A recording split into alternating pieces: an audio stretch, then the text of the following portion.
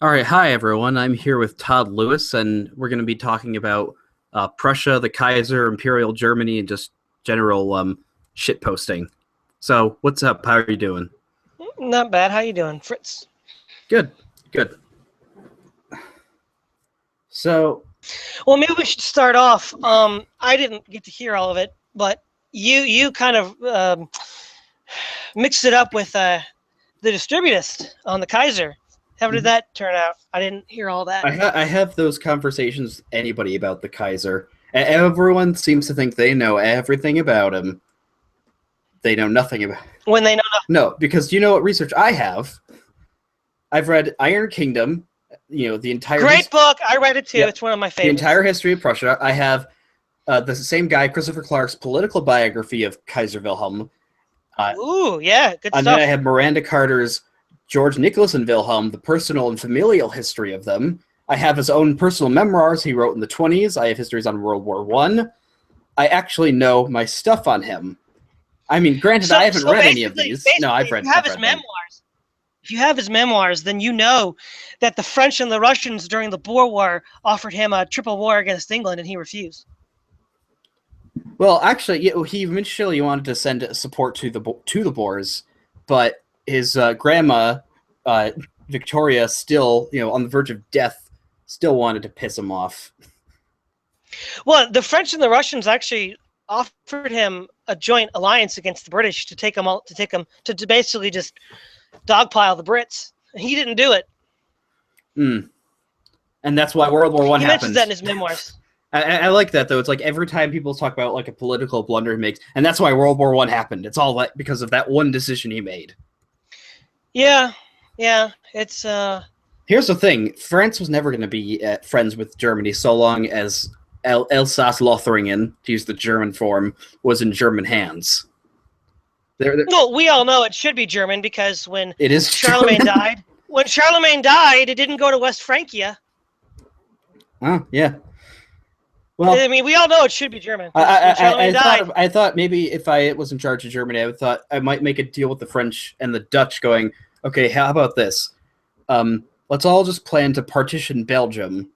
France can get Wallonia, or the Dutch can get Flanders, and the Germans get Luxembourg. Yeah, sure. Well, actually, Napoleon III wanted to invade Belgium. Mm-hmm. The British didn't like that, and the British.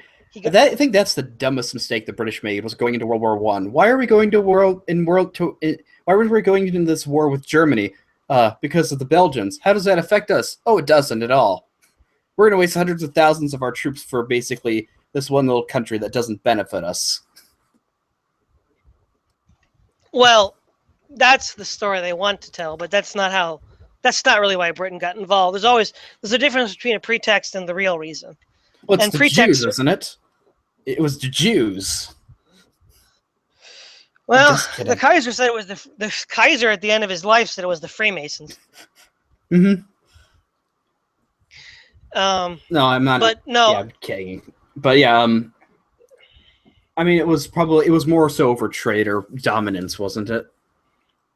Well, exactly. If you read John Maynard Keynes' The Economic Consequence of the Peace, in the beginning of it, he says that England just wanted to eliminate a trade rival.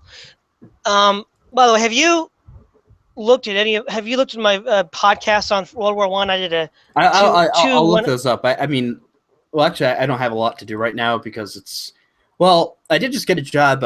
My first job after graduating is I'm working with a guy translating letters by his great-grandfather to a former Confederate, because his great-grandfather fought for the North and for the Rhode Island Cavalry, and he's actually these letters are him exchanging with a Confederate soldier he actually shot, but didn't kill. Then now they're just exchanging letters with each other. So I'm transcribing those and getting some nice money from that. Cool, very cool. Yeah.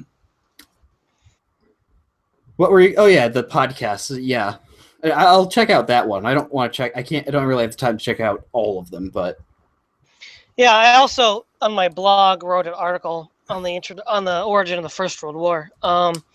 One of the the reason is the Germans have to be blamed because the Allies have to shift the burden of guilt. Clearly, the Allies were the guilty party. Great Britain, Lord Balfour wrote to Henry White, the U.S. diplomat to Turkey in 1907. This is Balfour. We are probably fools not to find reason for not declaring war on Germany before she builds too many ships and takes away our trade. White, you're a very high-minded man in private life. How can you possibly contemplate anything so politically immoral as provoking a war against a harmless nation, which is a good right to a navy as you have? If you wish to compete with German trade, work harder. Balfour, that would mean lowering our standard of living. Perhaps it would be simpler for us to have a war. White, I'm shocked that you of all men should enunciate such principles. Balfour, is it a question of right or wrong? Maybe it is a question of keeping our supremacy. And this was 1907.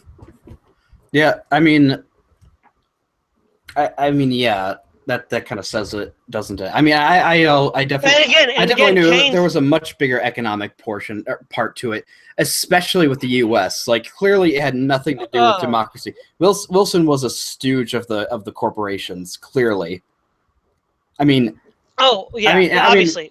Here's and also the Germans are pretty much blameless for the Germans acted with a lot of morality with the Lusitania. Do you know why? Because they printed out warnings in 17 different newspapers saying, don't go on this ship. And people still thought, hey, you know what's a really good idea? Let's go on a ship and take a nice, lovely cruise in an area that's in a war zone where there's submarines shooting everything. That's a great idea. Not only that, it's like somebody goes to you, hey, don't come near me or I'll hit you. You walk into them and then they hit you. You're like, why'd you do that? Well, not only that, the Janes, the military publishing organization, created a list of warships, and so that if war would ever develop, the combatants would know which ships were warships and which ships were civilian. And the Lusitania was listed as a warship, and it carried munitions. So the real criminality is having a munition ship double as a commercial passenger ship, which the Allies knew.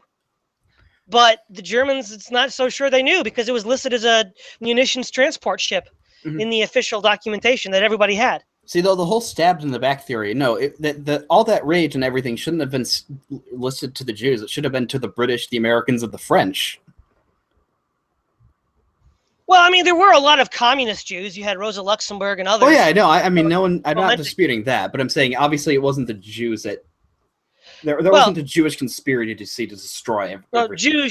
Jews, quad Jews, yes, but there were Jewish communists in very high positions that... But there were, there were also plenty of Jewish heroes in the First World War fighting for the Germans anyway. Well, there were. There was this, I forget, I watched it on the History Channel years ago.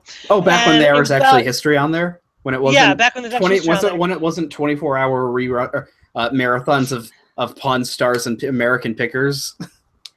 Exactly, and basically it has something to do about the Holocaust, and these stormtroopers are going into a house, and there was this Jewish guy, and basically he said, "These aren't the droids you're looking for."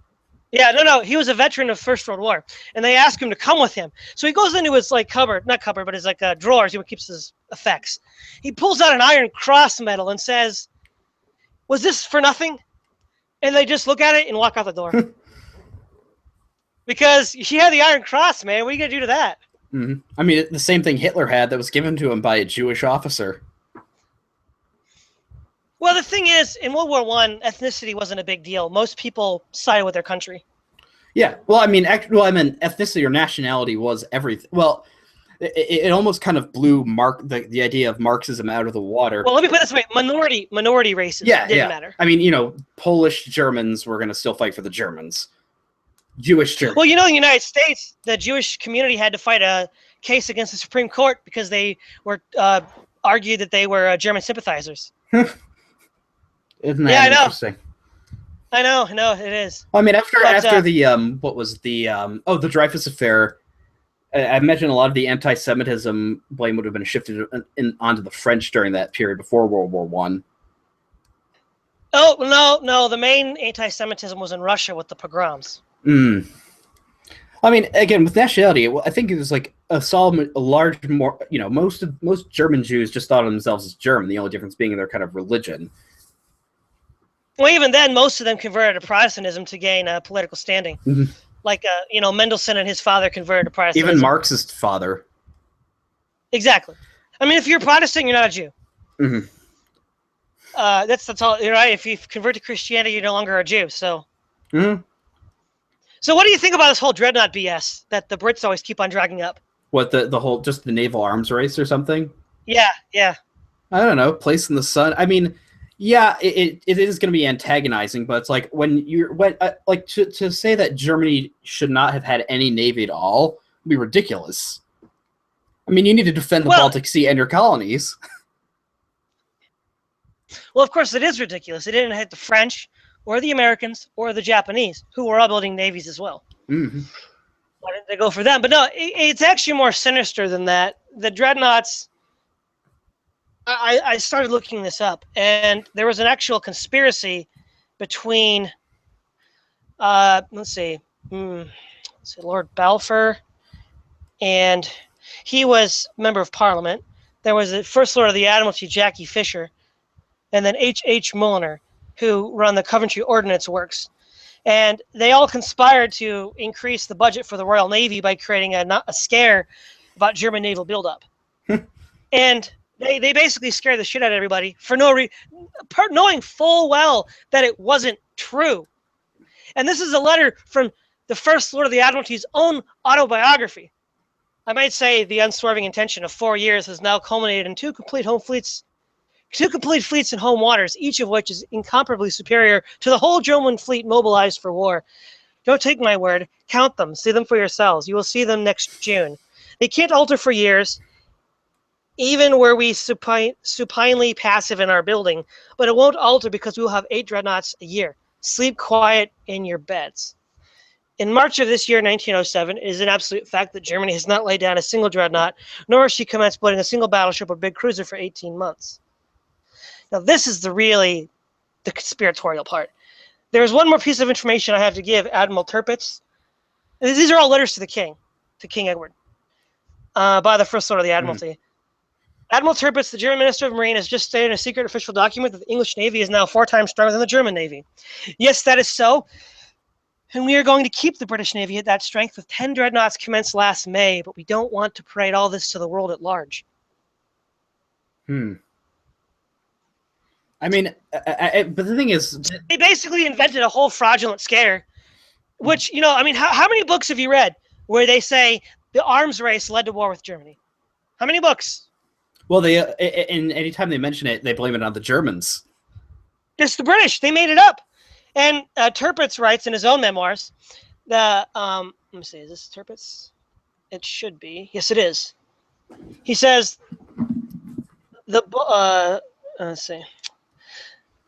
But as we can see that the British, with cold and malicious intent, lied about it. Sorry, that was me. Where was I quoting Tirpitz? Admiral Tirpitz claims that the British, led by Jack Fisher, compared the projected size of the German Navy of 1920 with the then contemporary British Navy of 1908. This bait and switch being impossible for the British people to have known about.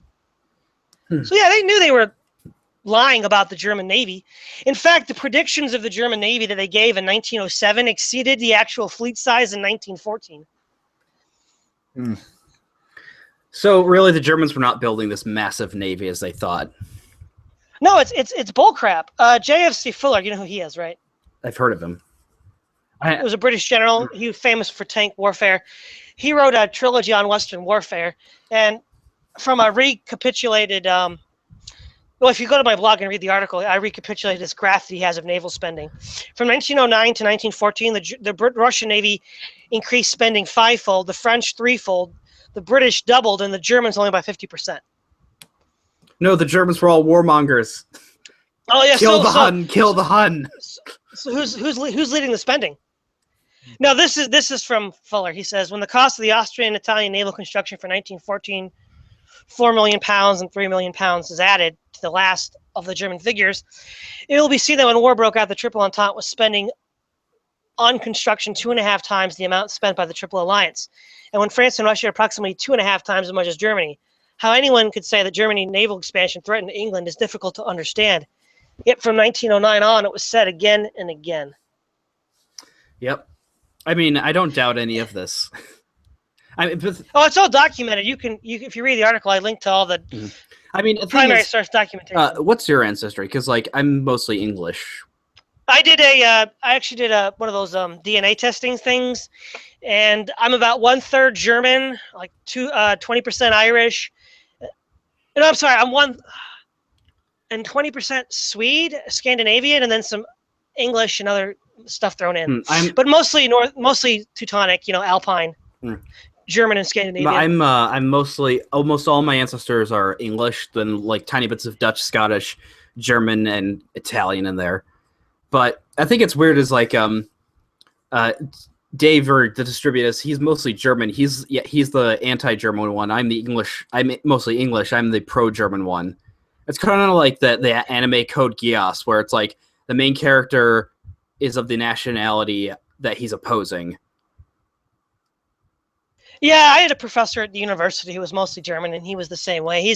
They're what you call oikophobes. Oikos means household or home, so they're afraid of their own home. Ocophobia. That's what these people have. I mean, they have Stockholm syndrome. They identify with their oppressors.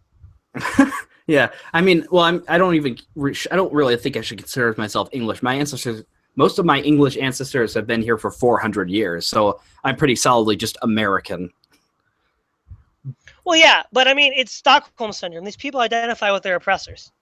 Mm-hmm. But anyways, what I was going to say is that, like, you notice even with Chesterton, like I was reading the introduction. Oh my gosh! To eugenics and other evils, and like he even says, he blames eugenics on this kind of idea of Prussianism. It's like what? What did the Prussians have? Try again. That's Margaret Sanger. It's England. Francis Galton, the nephew of Darwin, wrote that. Come on, what the heck, dude? What? No, I read the. Oh no, I'm talking about Chesterton. Oh, it was eugenics was invented by Galton, and he was a relative of Darwin, and they were both English. How is this a German problem? Because everything is a German problem. It's really easy to blame the Germans for everything. You remember that statement by Cato the Elder, Cartho Carthago? No, it's Carthago delenda est. Yeah, well, in an English newspaper in like the 1890s, they published Carthago Germania est. And basically, they basically said, according to the laws of racial struggle, we, the English people, have to destroy the German competitors. It's like the 1890s. See, it makes you wonder why the eternal Anglo meme exists. Well, I mean, if you remember, Ian Smith from Rhodesia talked about perfidious Albion, which is an old French saying. Have you heard of the eternal Anglo meme? Maybe. It's the one where it's like it says, it's arguing that Anglos or Anglo-Saxons are not real Aryans, that they always they always conspire to destroy the Aryan race, like, and it has like pictures of like, Russell Brand, Mr. or Rowan Atkinson, all these kind of black hair, and Oswald Mosley, who are all these kind of black haired, very narrow eyed, scheming looking people. It's like these are the real Anglos.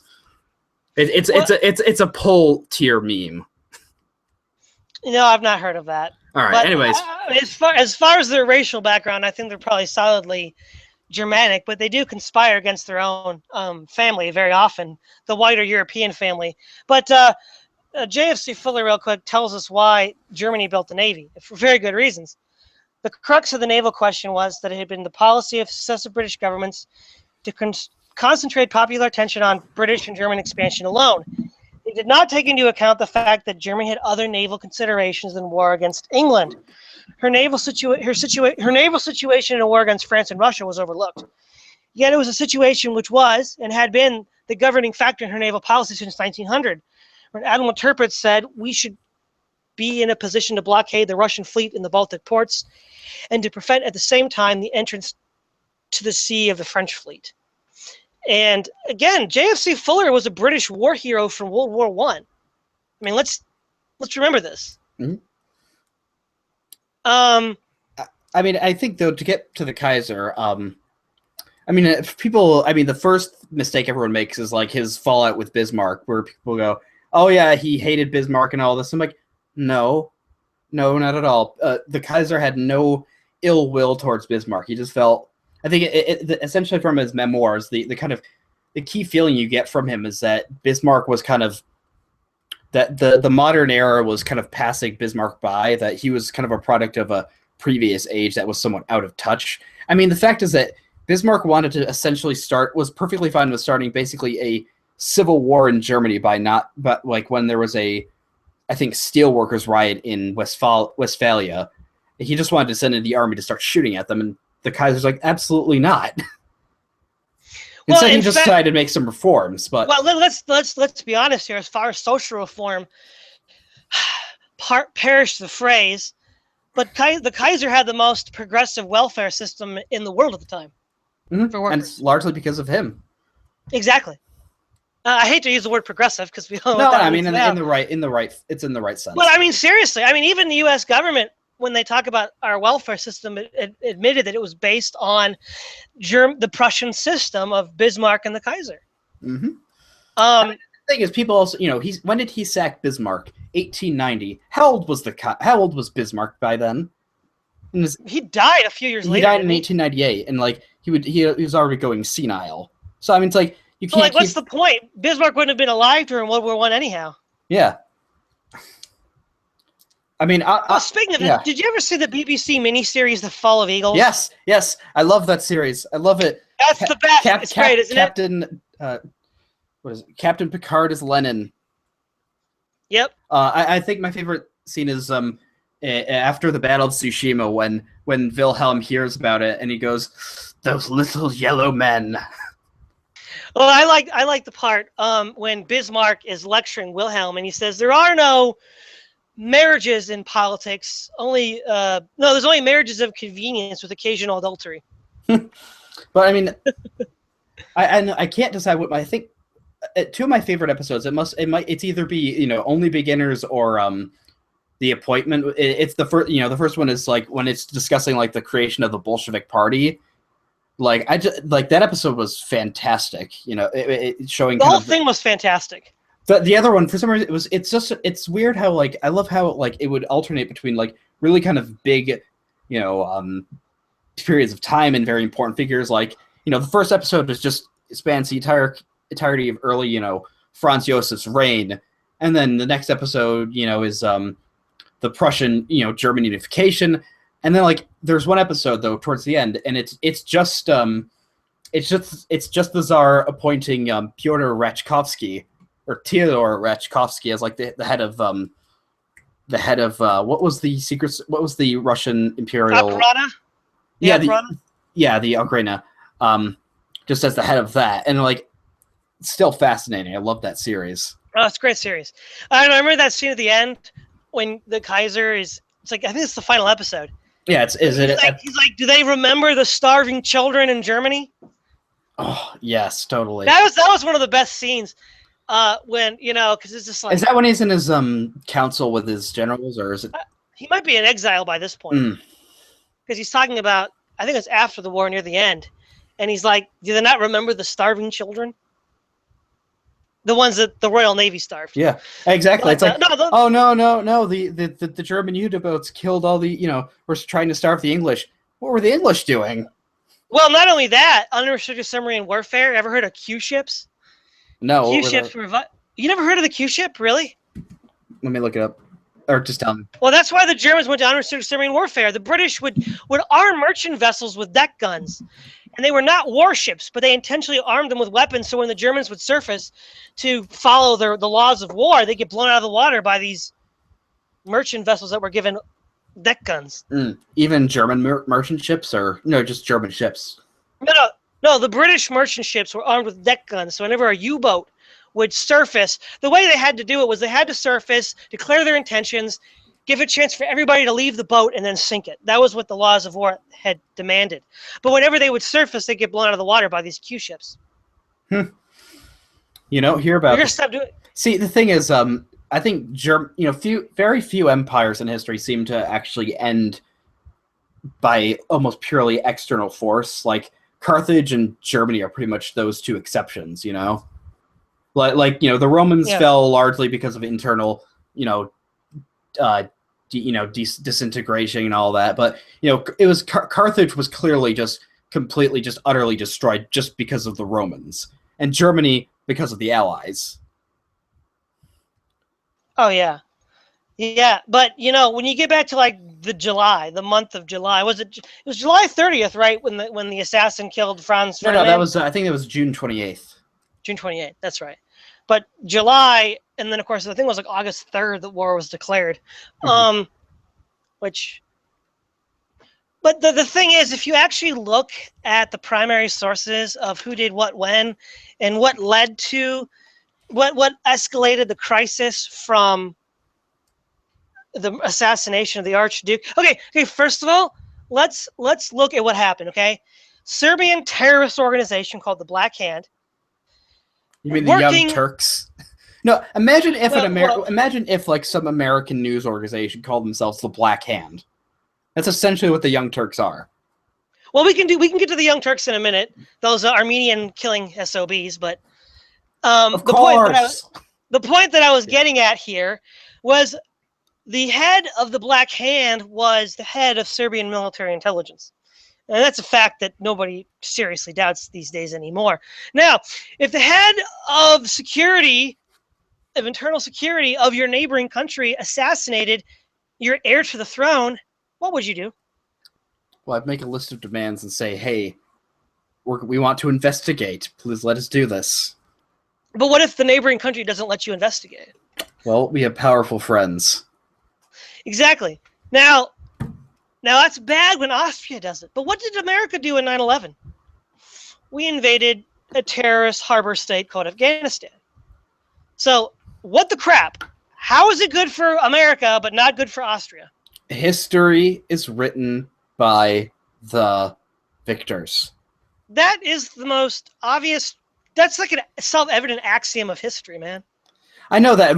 That's the entire reason why all this actual history is true. I mean, that's why nobody knows that. Mm-hmm. Like everybody buys this line of bull, but the other thing is, you've heard of the infamous blank check, right? To Austria, it's bull, right? Well, I mean, it doesn't sound like something that's actually nefarious in any way. No, but it wasn't even. But you know what a blank check is, right? Yes, you give somebody a blank check. You can do whatever. Yeah. They didn't give a blank check. That's bull. It was totally fabricated. They didn't give Austria a blank check. In fact, if you read the diplomatic transcripts with the Russian ambassador Sazonov, they'll always say, well, Serbia gave in all the demands but one. Yeah, but the one demand was the most important, handing over the guilty murderers for a just trial, which they weren't going to get in Serbia. They'll get let off. Mm-hmm. And so what Austria had planned to do was launch a punitive expedition. I mean, heck, Britain did that in the Sudan with Chinese Gordon. I mean, it was unusual. It happened all the time. And then there was the Boxer Rebellion. Everybody sent troops to China. Yeah, I mean, but of course the Germans are the only ones who get blamed for being the Huns when they sent the fewest troops there, or not the fewest, but all I know is it was the Japanese who did it the most. They probably committed plenty of atrocities there. Well, the Japanese probably committed the most war crimes over there. But the fact is, though, that Serbia was going to launch a punitive expedition to chastise Serbia to then force them to give up the guilty party. And initially, the Russians said that they were okay with that. They said, yeah, okay, as long as you don't annex Serbia in part or in whole, which Germany agreed that, yeah, Austria can't do that, but we're not going to let them do that. And then Russia, like a week later, just changed their mind and said we're going to war. Mm-hmm. And I'm like, I think it's that's not a blank check. That's not a blank check. I mean, I think there's a massive problem with if anybody's the dumbest monarch in this, it's not Kaiser, it's not Wilhelm, it's Nicholas. Nicholas was the most incompetent monarch in Russian history. Why didn't Nicholas accept the Treaty of Bjork in 1905? I don't know. I mean, that was actually that's where I heard about it, the Strike of the Eagles, Fall of the Eagles. It was in there. Remember, the Kaiser says, "God is my testator." That was a great scene. Oh yeah, it's when he's trying to get an alliance with Nikki, right? Yeah, do you remember that? It's a great scene, isn't it? And then Nikki is like, no. I mean, but the thing is, that would have been can you imagine that alliance? If the alliance had been Germany and Russia versus everyone, that alliance would have won. Germany and Russia would have won. With Austria. Yeah, I suppose. Yeah. But go ahead. The real problem is since even the distributist who claims to be a conservative, we all want hopefully the same thing, traditional values restored. And the French, being atheist regicides, aren't going to give you that. The Russians are the real traitors here. The Russians were a part of the Three Kings Alliance, and the Kaiser let it lapse. But the thing is, the Russians didn't want to be a part of the alliance at all. In fact, the reassurance treaty in 1890. Well, Nicky didn't want to. I mean, nobody wanted it. I mean, the reassurance treaty with Nicky's father was really hard fought. I mean, Bismarck had to pull out every trick in the book to get it. I mean, Bismarck, I think Wilhelm kind of wrote, he thinks that the whole kind of Treaty of San Stefano, or the Russians should have been, like, the fact that Bismarck had stopped the Russians at the gates of Constantinople from taking that city really soured those relations. Yeah, well, so did the Back British. in 1878, yeah. What? Yeah, but so did the British and French. They were doing it too. Mm-hmm. So why didn't Russia turn against the British and the French? Because the Germans were their immediate neighbors. Well, actually, have you know who George Kennan is? What? Who? You know who George Kennan is? No.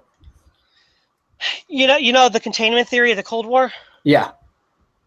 He wrote that. He came up with that. He was a Russian specialist, but he wrote about the history of the Sorry, I wish I was a little more educated. I mean, I've read all this stuff, but keep going. Let's see. Hold on a second. I'm trying to find it. This is the most.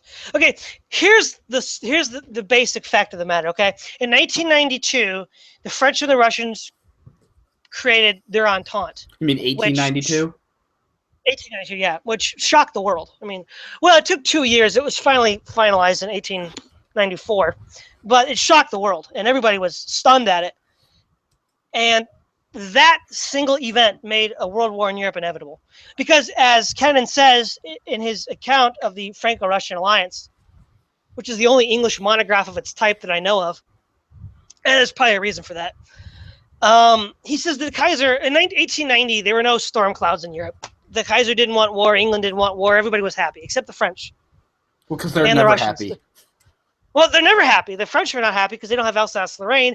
And even if they did, they still wouldn't be happy. We want the Rhineland. Well, or you want Belgium, like Napoleon III wanted Belgium, right? I mean, it's... Mm-hmm. Now, but here's the thing.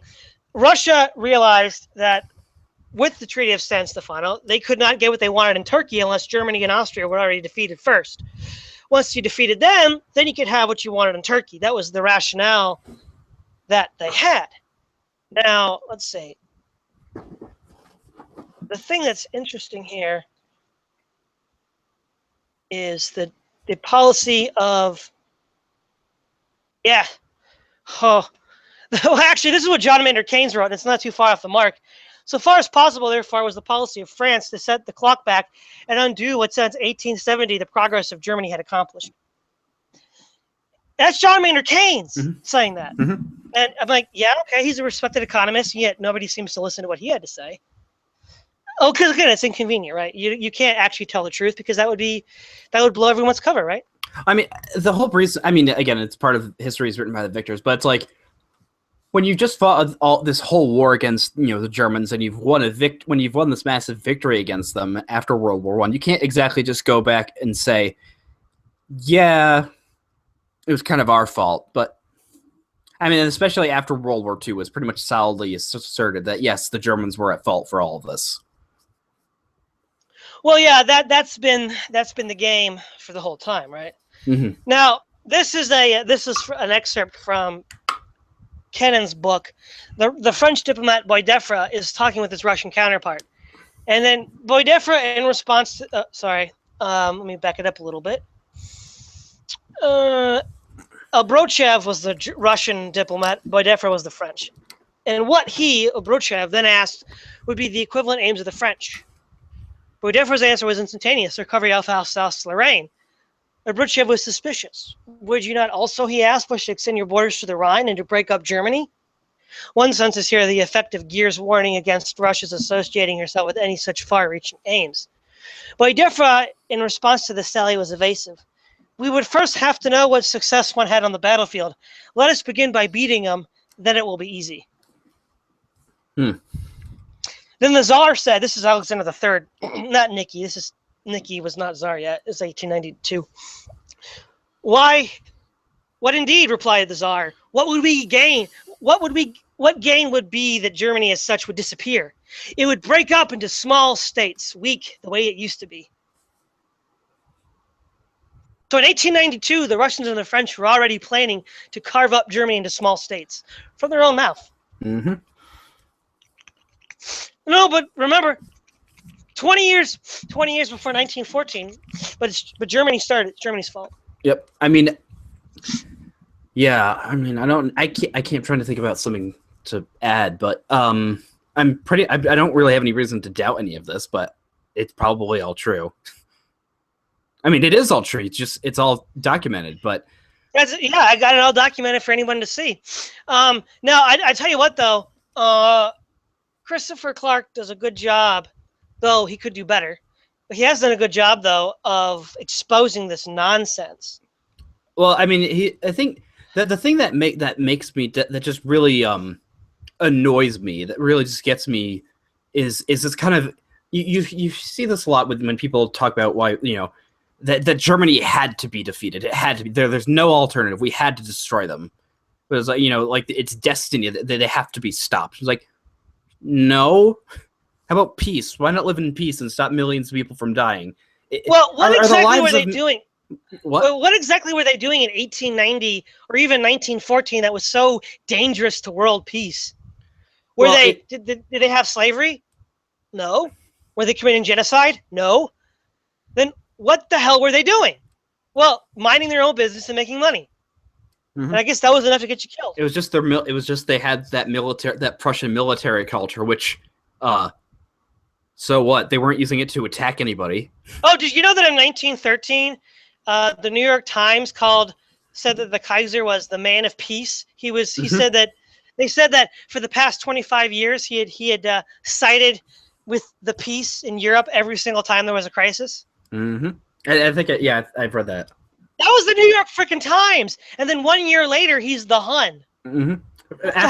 For one speech he gave in 1900, that was like, for what, one statement, one word to rile his troops up, like any leader would do. Like, I read this article, this one infuriating article. It was like written in 1918. I think either just before or just after the ceasefire happened and he abdicated. And it was like from some American pastor talking about, the faith or religion of the Kaiser. And like, he's citing all these kind of like, speech. He cites that the Kaiser listed lots of, religion in his speeches and consecrated plenty of churches.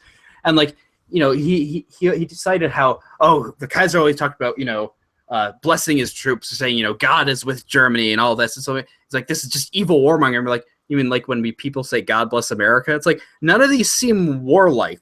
None of these seem out of place for a leader to be saying. Or the British, they did it too. Well, I mean, in World War I, everybody's army was consecrated by the priesthood. Mm-hmm. Or the clergy, whatever the equivalent was. I mean, everybody, the Ottomans had imams, but, everybody did it. I mean, the thing is, people don't understand that, but if you really think about it, the Kaiser did a brilliant thing diplomatically with his Middle Eastern policy. He managed to get the Ottoman Empire, he managed to get an Islamic state to declare a jihad. A Christian European emperor managed to get a Muslim country to declare jihad on other Europeans. That takes skill. Well, didn't the French do that back in the Renaissance when they allied with the Turks? Who do they ally with them against? The Spanish. The Holy Roman Empire. No. But I mean, still, I mean, they did. But that doesn't. It takes some effort, but they did do it. Yeah, and so did the Kaiser. I mean, he got a massive. People even thought he was like. People actually, there was like even a myth going around the Islamic world. People thought that the Kaiser was a secret Muslim. Lol. Have you heard of Jack Betty, The Lost History of 1914? Let me look that up. No. The Great War was not inevitable. I haven't read the book yet, but I've looked through some of it for some information that I was looking for. It looks like it's pretty good, actually. Mm-hmm. So how far have you gotten in Iron Kingdom? No, the other one that Clark wrote, Sleepwalkers. Oh, I've only just started reading that. I've just gotten like the early stuff with Serbia. Did he talk about the Black Hand? So you haven't finished the Black Hand yet, have you? No. Okay. I have a large. Yeah, it turns out the Black Hand was working for the Russian government. It was also, yeah, I wouldn't disagree with that either. Probably. Well, we must all unite as Slavs to create one Slavic nation. Well, yeah, which not such a well, unless you're Poles, you don't want to be a part of the Russian nation. No. Or if you're Hungarians, they don't want to be a part of it either. Hungarians aren't Slavs, though. They're Turks. No, what? They are. I mean, the Magyars are Turks, and they're Urgic. That's their language. They're Turks. Okay. That's their I don't language. actually think Romanians are Slavs either. They're gypsies. No, they're gypsies. The Romanians.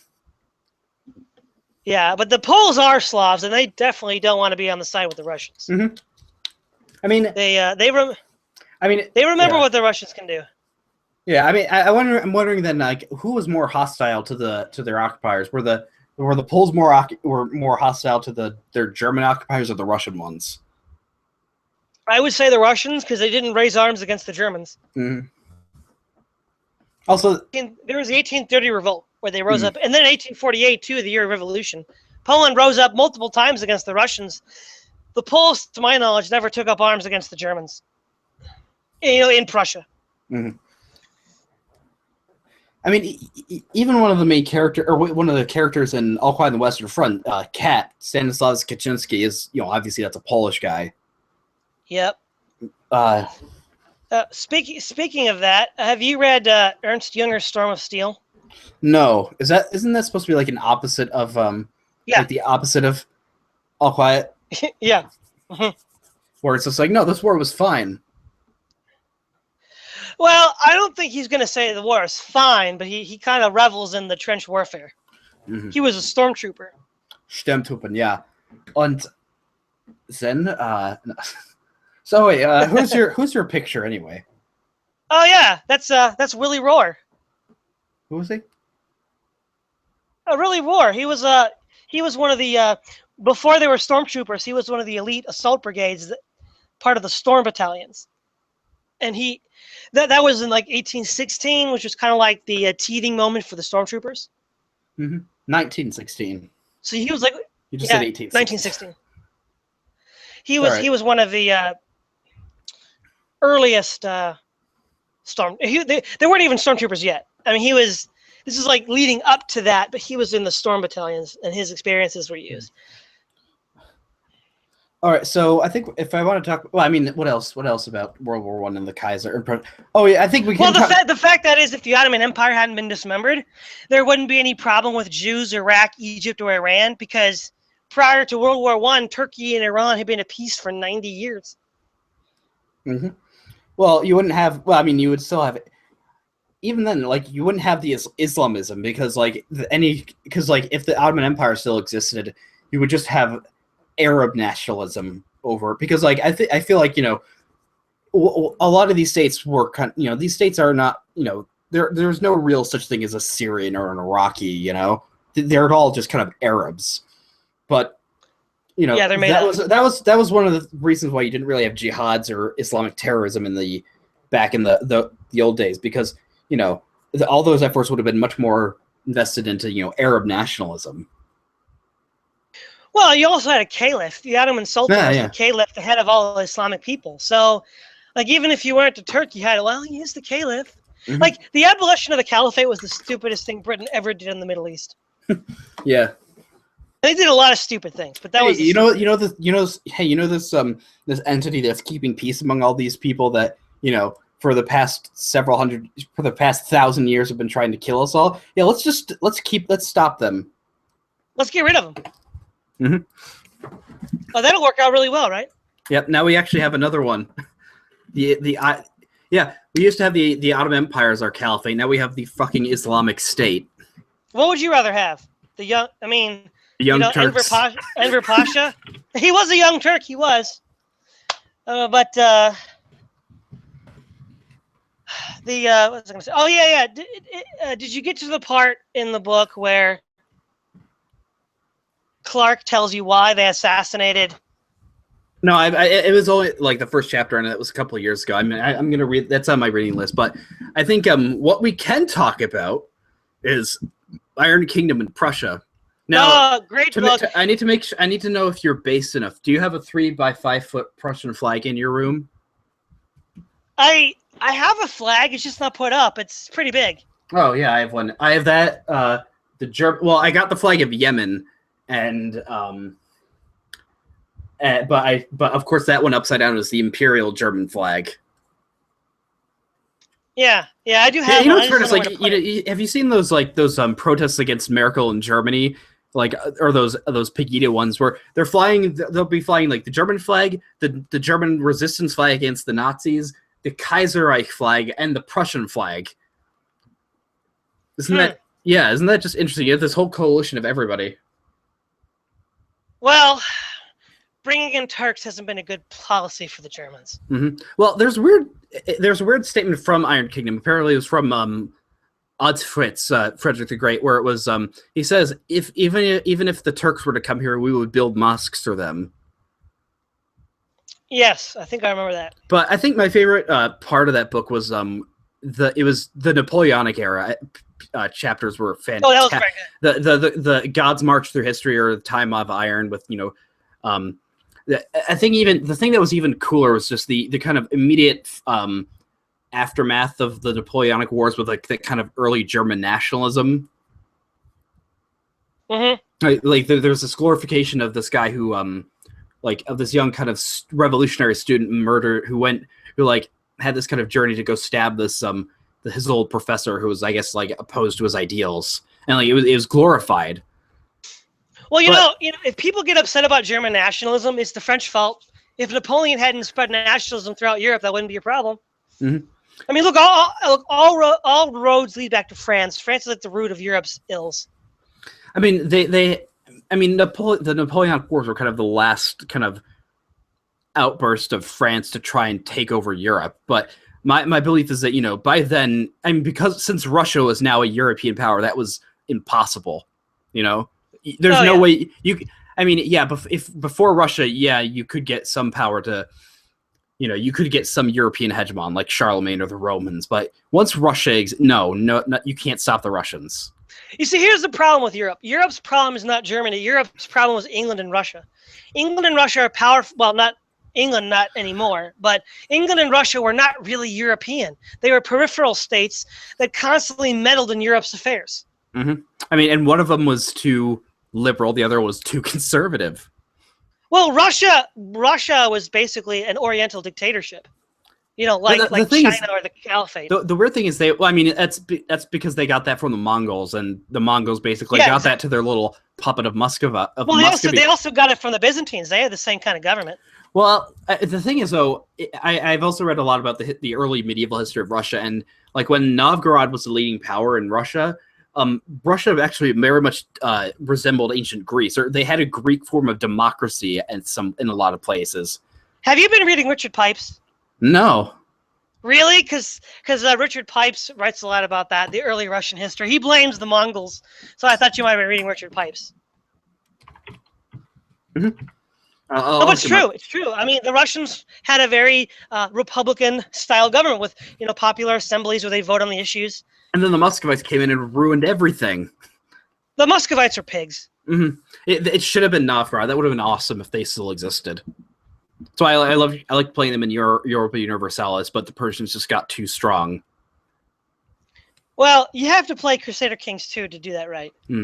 I mean, no. Well, the thing is, I much prefer Victoria Revolutions and Darkest Hour.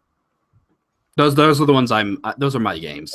You mean Victoria 2 or Victoria 1? Victoria 1. Yeah, that was the thing that made Victoria 1 unplayable was that you had to individually reinforce every division you had, which was there's a button you can use to get all of them in that one army.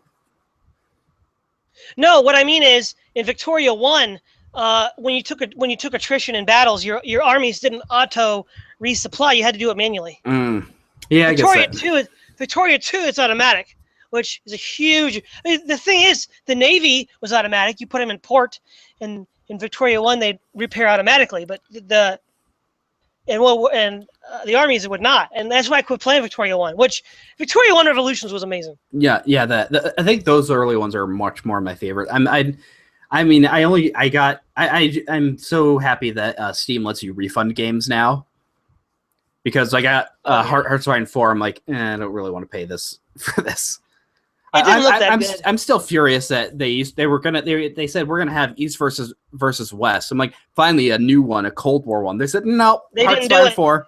Fuck you guys. I mean, well, not only that, Hearts of Iron 3 was Paradox terrible. is the equivalent of like just some other AAA studio. You know, we got all our DLCs that you need to play, pay to actually make the game work. You know, all these horrible decisions. Like Stellaris. Filthy Swedes. No, but it's not the Swedes. It's capitalism. It's not the Swedes. It's capitalism. Yeah, I know. But anyways, I was gonna say, I think Darkest Hour, though, I think I might like a little better. Well, Darkest Hour, you only play that for Kaiser Reich. Or Fallout Darkest Hour, or the Fallout Doomsday mod. My friends, I never played that. Oh, you played Fallout, right? I've played Fallout 1 and Fallout 2. Okay. Well, yeah, it's like somebody made a whole mod about, of it taking place in the Fallout universe. So it's just, Mexico, the U.S., and Canada. Okay. It's really awesome. But no, Kaiser Reich. Kaiser Reich is amazing. I mean, come on. Dies who doesn't want to be who dies Cindy scum? Well, like I said, who doesn't want to be the Kaiser? Raffle stop France and then invade England. Come on, right? Well, I actually end up playing as the Russians. That's my favorite one to play as. So basically, I just So what I do is after Kerensky gets killed, I decide to have I basically want to try and recreate some sort of kind of Novgorod-esque I want to like make the aristocratic republic. So I have Dmitry Romanov as Tsar president, and then like the liberal cadets and just kind of aristocrats as the leader. So eventually we get to become we're a bastion of democracy. Coco Chanel sets up shop in Tula. And then we get to manage extreme free market, industrialized lots. And, well, you see the democratic governments are the best because they allow you to have max capitalism, which dramatically cuts down upgrade costs. It's like I always try and get as free market as you possibly can. I mean, the upgrade costs are like cut in half when you do that. So is production. And not only that, if you have max standing army, you get another huge boost to upgrades. Yeah, I mean, if you have max standing army and max capitalism, you upgrade your guys like in a couple of months. But what's great about Darkest Hour is, well, I mean, everything. But anyways, so what I do is Russia is like I annex the Caucasus to take down that lovely little Georgian syndicalist republic. Seize Baku back.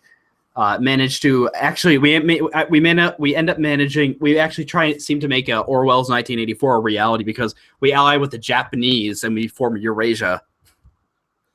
But you see, if you do that, you can't win the game because you don't get points for that. You're not one of the alliances. I know that. Well, it's the thing I like about those games. You can make your own goals. You can set up your whatever you want. You need to really be able to in that game. They need to mod it so that you can actually create your own alliance. Exactly. And that'll count. So when you actually end the game, it'll have your score. Because after I finish as Russia, like Middle Europa and the syndicalists are all gone.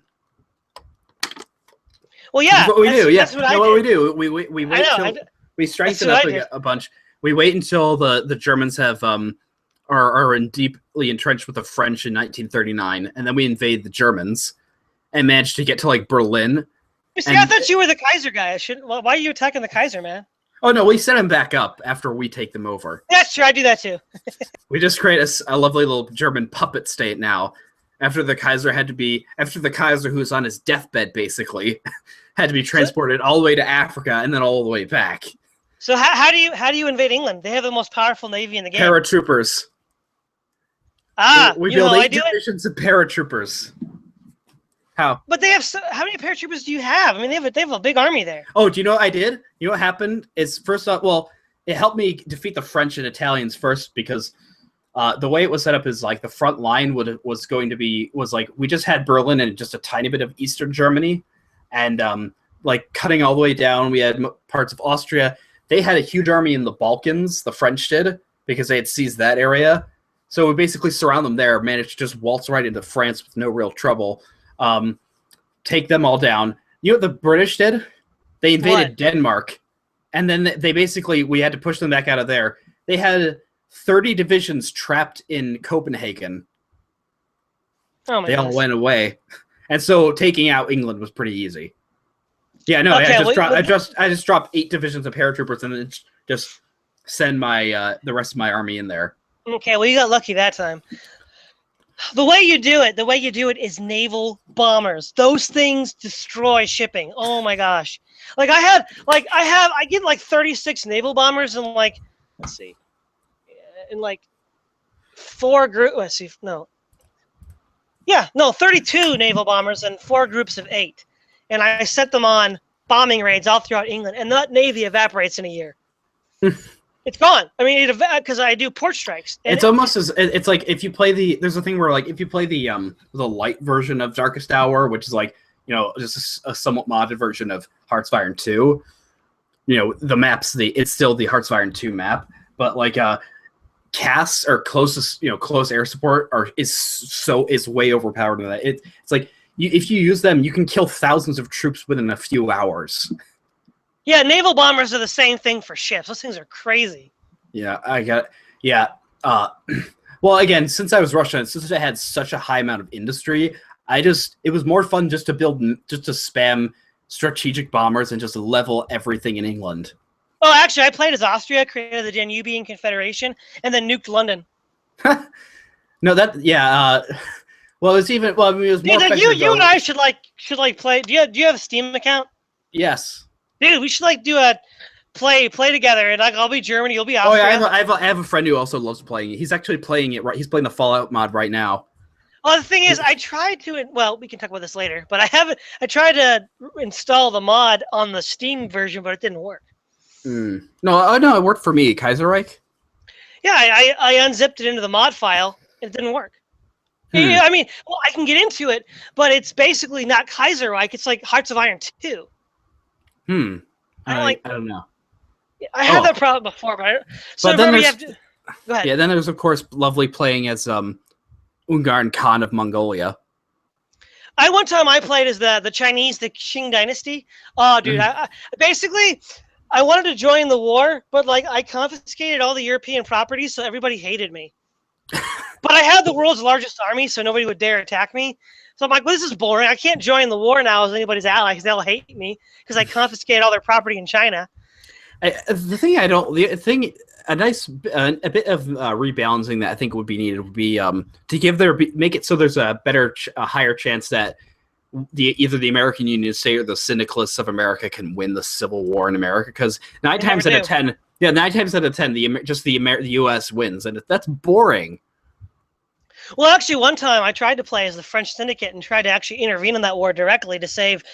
Why would you ever play as the Cindies? That's disgusting. What happened was the Entente attacked me and sunk my fleet. So I couldn't do it. I had to quit then. I tried to play as the French national state and tried to just invade France, but it didn't work at all. Well, at one point in the game, if Germany beats France, they give you an option to join their side to get France back. I think that's weird, though. It's like when Germany decides to create its own puppet of France, I created my own Russian puppet of France. It's like, what happens to the national France? I just imagine in the future it would just become a North African a North African version of South Africa, like apartheid state. It might. But yeah, with my Russian game, when I, joined the Entente, stomped all over Europe, I had like I said, I had 32 naval bombers, and I sunk the Russians don't have a navy. The Russian navy sucks. They don't have a navy. So but I literally, when you go to the intelligence tab, it says, the English ships 0, and I'm like, sweet. So I just sent over my troops and I had the largest army in the world. And I had tons of tanks, and so yeah, the British were done. See, I did the same as the Germans. You just got to get a large fleet of naval bombers. You know what's great in that game is it's much more. It's really fun, kind of imagining all this stuff, because how there's that famous footage of that Soviet female soldier directing traffic in Berlin. Yeah. I just imagine now, because I decided to create the Women's Division of Death. and I had them sent to Paris. So I imagine now instead of that, it's just replaced the Brandenburg Gate with the Arc de Triomphe, which is in ruins, and she's just directing traffic in Paris. But we also, even though the Turks already lost and had become Turkey because they lost to the Arabs and the Egyptians, I decided, hey, fuck it, I'm going to declare war on them again so I can give land to Greece and seize Constantinople. So just carpet bomb Turkey, just level everything, just make them rule the day they ever set foot in Europe. As the Russians. Mm-hmm. Yeah, I like to play. Whenever I play as the Germans, the Russians always end up allying with me. Mm-hmm. I guess after seeing the communists go down, they didn't want to fight anymore. Well, it's not. That's the interesting thing. It's not really communists. It's syndicalists, which would just be like anarcho-communists. The communists are the totalist party. But the totalists don't. Well, they eventually run England and France in the game. In most games I've played. Mm-hmm. The thing is, the upgrade times are insane. I used to play the original Hearts of Iron 2, and I used to play as the Soviet Union and as the Germans, and I used to have max central planning, and which technically does slow down upgrade rates. But man, I mean, you never ever get upgrades of your troops in Darkest Hour. It's like, why even play to the Germans and the Soviets? It's even worse. Like waiting for ships to come and building building divisions. It takes so long to build them. Well, the upgrades are insane. I mean, if you go like for the Syndicalists, they just can't win because they can't go free market, and that they need to like rebalance that, because central planning would actually allow you to upgrade your military quickly. But yeah, but when I just play Darkest Hour vanilla, I love playing it. I think I'm best at playing is the Japanese, because what happens historically is the Japanese declare war on China in 1937. They're at war with them all the way until 1945. I do it. I managed to generally, on average, wipe out the Chinese anywhere from early 1938 to late 1938. And at that point, you attack the Soviets. Well, no, I wait until the Germans do, because then I have to, because then I invade Tibet. So by the time the British, but I also, release a little Chinese puppet state and take a bunch of their coastal cities. But because I love doing that, because then it makes it, because you release such a big Chinese state, you basically have your belligerence goes back down to zero. And anyway, you have a huge vassal army underneath you. Yeah. And then you go down to, so you take Tibet, and then you basically wait until the British. I build up my forces until the British, until the French surrender, and they give me Indochina. So I get to have Siam, and I get to have Thailand and Indochina. Then I invade India, because now I have forces all the way in the north and in Burma, and attack the Dutch as well. So now by the time the Americans send their ultimatum, I already own the Pacific. I already own all that oil. And so I like to play the World War I scenario, and as the Germans, I always do not invade Belgium and send everybody to Russia, and I knock Russia out by like 1916, and then I send all my troops down to Italy and knock them out, and then if France and then if England does still join the war, then I take out the French and the English with like a huge army from Russia. And because if you go all for Russia in the beginning of the war, they get knocked out like in 2 years. Mm-hmm. You get the revolution, and then they sue for peace. Or if you just take St. Petersburg, then you don't have to worry about any commies. No, but I do it anyhow, because the commies usually fell apart due to revolution. Mm. But yeah, no, when I play the Japanese, so when I do that, because I build up more industry, the Japanese had 2 Yamato class battleships in World War II. I managed to have 6, and like a full full fleet of like 8 to 12 full-size modern carriers. Yep. And so when I attack Pearl Harbor, it's not really it's not a port strike. We invade Hawaii. And when the fleet comes out, you kill it. Well, because that is the problem. Is the American fleet is so absolutely retarded. They don't know what they're doing, because like they just send in like a transport with like a destroyer division attached to it. I destroy that. They just send their navy at me piecemeal. I have these massive carrier and battle fleets. So then basically by May of 1942, Japanese troops are marching through Los Angeles and San Diego. But what about the Russians? You don't go for the Oh commies? no, I go after them when the Germans attack them. But it's actually really hard to hold on to them because I don't have all that because I do not build all that many troop divisions as the Japanese because I focus everything on building a massive navy. Well, but you got the Chinese though. Yeah, that's true. They don't actually end up building all that many divisions, which is weird. Do you create India as a vassal? Yeah. Well, eventually, because or else it gives me a lot of dissent too to do that, and a lot of unrest. Yeah, that's what I meant. But I know the weirdest thing is the AI with Poland, and that when I released in Kaiserreich and in other games, like when I've released Poland, Poland will just spam IC, and so I literally had like in Kaiserreich the Polish have like it's either 1 or 200 IC base. What? How do they get that much? I don't know. They're just superheroes. What, do they have like events? I know Russia has IC. No, they just instead of building troops or anything, they just build IC. They just but you're not going to get that many that fast. Well, no, it's over a course of several years. Yeah, you're still not going to get 200. I mean, Poland starts out with like. I don't think it's. They only have like 30 IC. I don't think it's 200. I think it's like 100. But yeah. But no, it is great playing as Russia and just finally destroying. I love the event where Winston Churchill comes to Russia and warns about the Iron Curtain descending between us and the French. You know, one of the things that when I formed the Danubian Federation as Austria, that was so I had like an industrial score of like 150, and then I started like researching nuclear bombs, and then I bombed London. Yeah. But I couldn't beat the English, so I just ended up quitting after like 1948. I just kind of got bored. Well, no, yeah, I quit around 1949 too as Russia because I'm like I'd already accomplished everything. I decided just. Well, that's why you have to be Germany. There's more to conquer when you're Germany. Everything.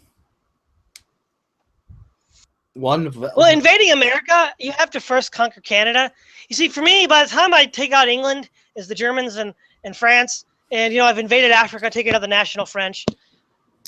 There's still Canada, and I'm like, yeah, I know I can skip along from Iceland, but I'm just kind of bored by that point because I don't have enough transports, and you got to then invade Canada and get your supply line set up. And once you do that, then you can invade the United States. But I just kind of get bored by that point. I just wish, I would just wish it was more. I mean, it's really sucks. Like you do all this stuff, you want to support the American Union, and then just lose.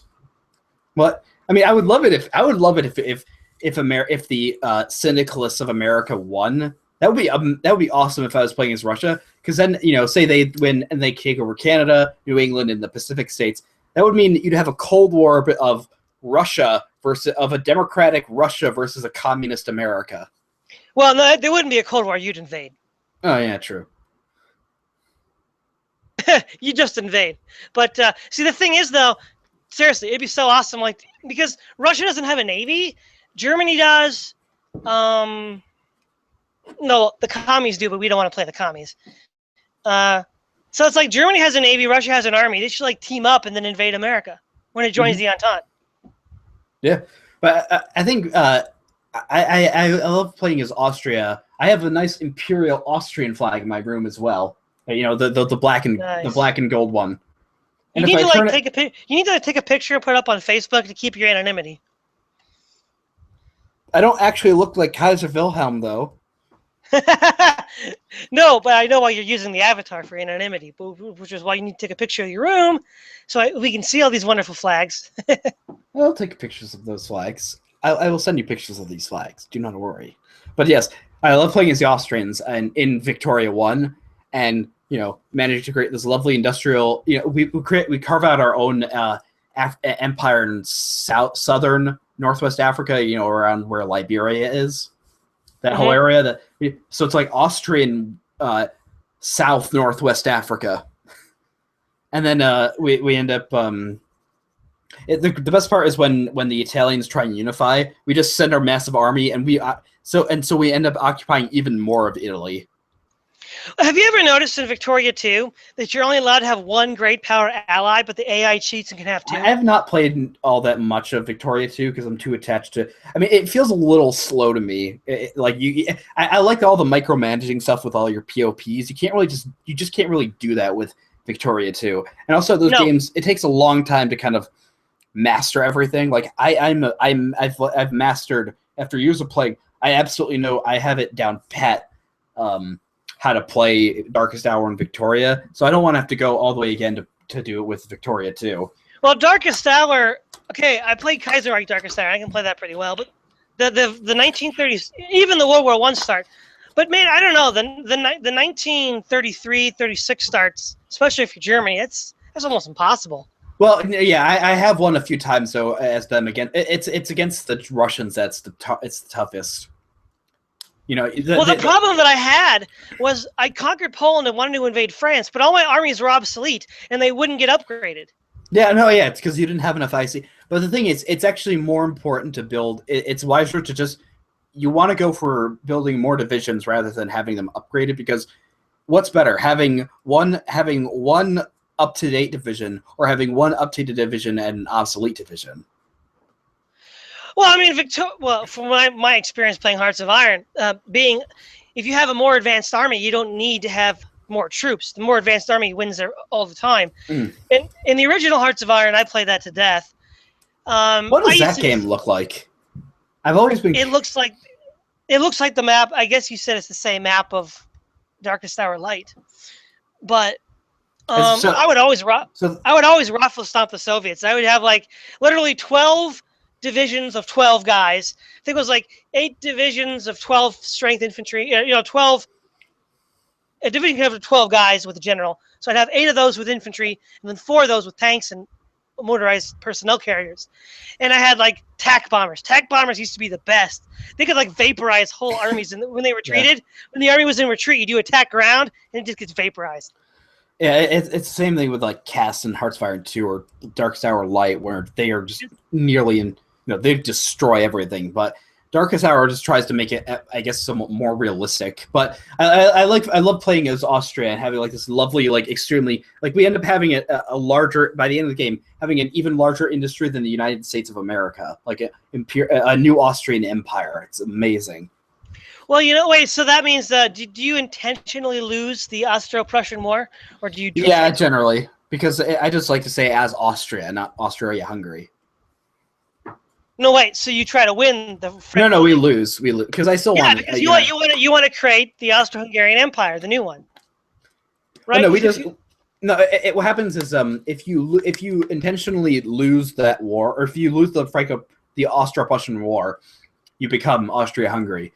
But before that, you can decide. No, I say I let Germany have leadership in Germany. Oh yeah, there's no war at all. Yeah. You just give it to them. Oh, well, seriously, we need to do Hearts of Iron or Victoria 2. I'll be Prussia, you'll be Austria, and we take over the world together. Yes. No. Yeah, we just draw a line in the sand. All right, this is the southern German Empire. You're the northern. It's actually really exactly. So that's I'll say Austria. You get Italy, the Balkans, Ukraine. That's all yours. I get England, France, northern Russia. It's also more. It's a lot of fun playing as Spain though in those games too, because.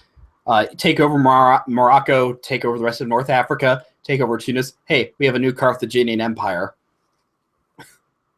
No.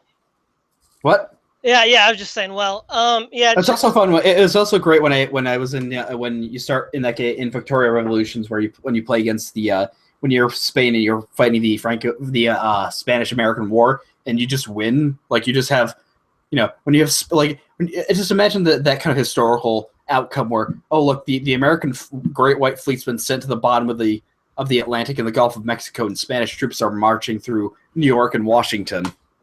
Wait, so you how did that happen? Yeah. Well, normally I don't try and invade them because it's kind of useless to do that, but no, I just completely obliterate their navy and they give up. When I used to play Victoria 1, I could never for the life of me outbuild the British Navy. I don't know what the heck they were doing. I tried as America and the Germans, and they just always could build more ships. I mean, they got like first dibs on all their strategic materials. It was so annoying. Oh yeah. That whole trade system. I mean, yeah. They got first dibs on everything. You ever play what RTSs have you played? You know what though? One time as the Americans, I did invade England. It was great. It was like the 1880s, and I had like American troops in London. It was great. What did you create? Did you just like liberate something or create like an? I think it was Ireland. I think I liberated Ireland. Evil. I've been playing lots of Fallout New Vegas recently, and like because in that game, like that game is a fantastic kind of political. It's a game about political maneuver. It's more like Game of Thrones than it is like Mad Max. Real quick, did you ever play the Victoria Improvement Project mod? I tried it once and like I didn't. Yeah, I should try it again sometime though. That was the best mod ever, man. You can't play Victoria 1 without the VIP. All right. You got to have the VIP. Trust me on that. Go ahead, New Vegas. Yeah, it's like. Do you know about that game? Yeah, I don't play the Bethesda Fallout though. It's not a Bethesda game. I know, but that whole when they moved away from top-down isometric gaming to first-person shooters, I didn't play it anymore. Have you heard of the game Underrail? Yes. Is it any good? It's pretty good. It's pretty. Do you like the original Fallout? Fallout 1 was one of the best games I ever played. It's that. Fallout. Fallout 2. It's an almost shameful copy of the original Fallout 2. I have problems with Fallout 2. Fallout 2 in the beginning of the game, like literally, you can hardly travel in the wasteland without being ambushed by like 12 rad scorpions. Like, what the heck? And the other thing is, whenever you pick up allies, they shoot you in the back in firefights. Like one time, remember in Fallout 2 when you have to go down. I've only started playing Fallout 1. That's what I'm gonna play after. Oh, dude, Fallout 1, I played it twice. It's one of the best. It's one of the best RPGs ever. I got to Erudition Tandy. Oh, that's not that far. No. Okay. I think Tandy's my waifu though. Don't go there. I know.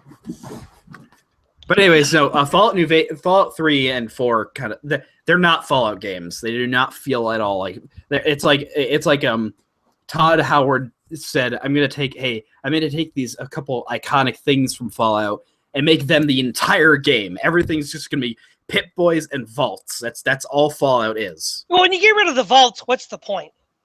Well, I mean, that's the weird thing is Fallout New Vegas, I mean, yes, there's vaults in those, but they don't really play all that big of a role at all. But it's still an amazing game.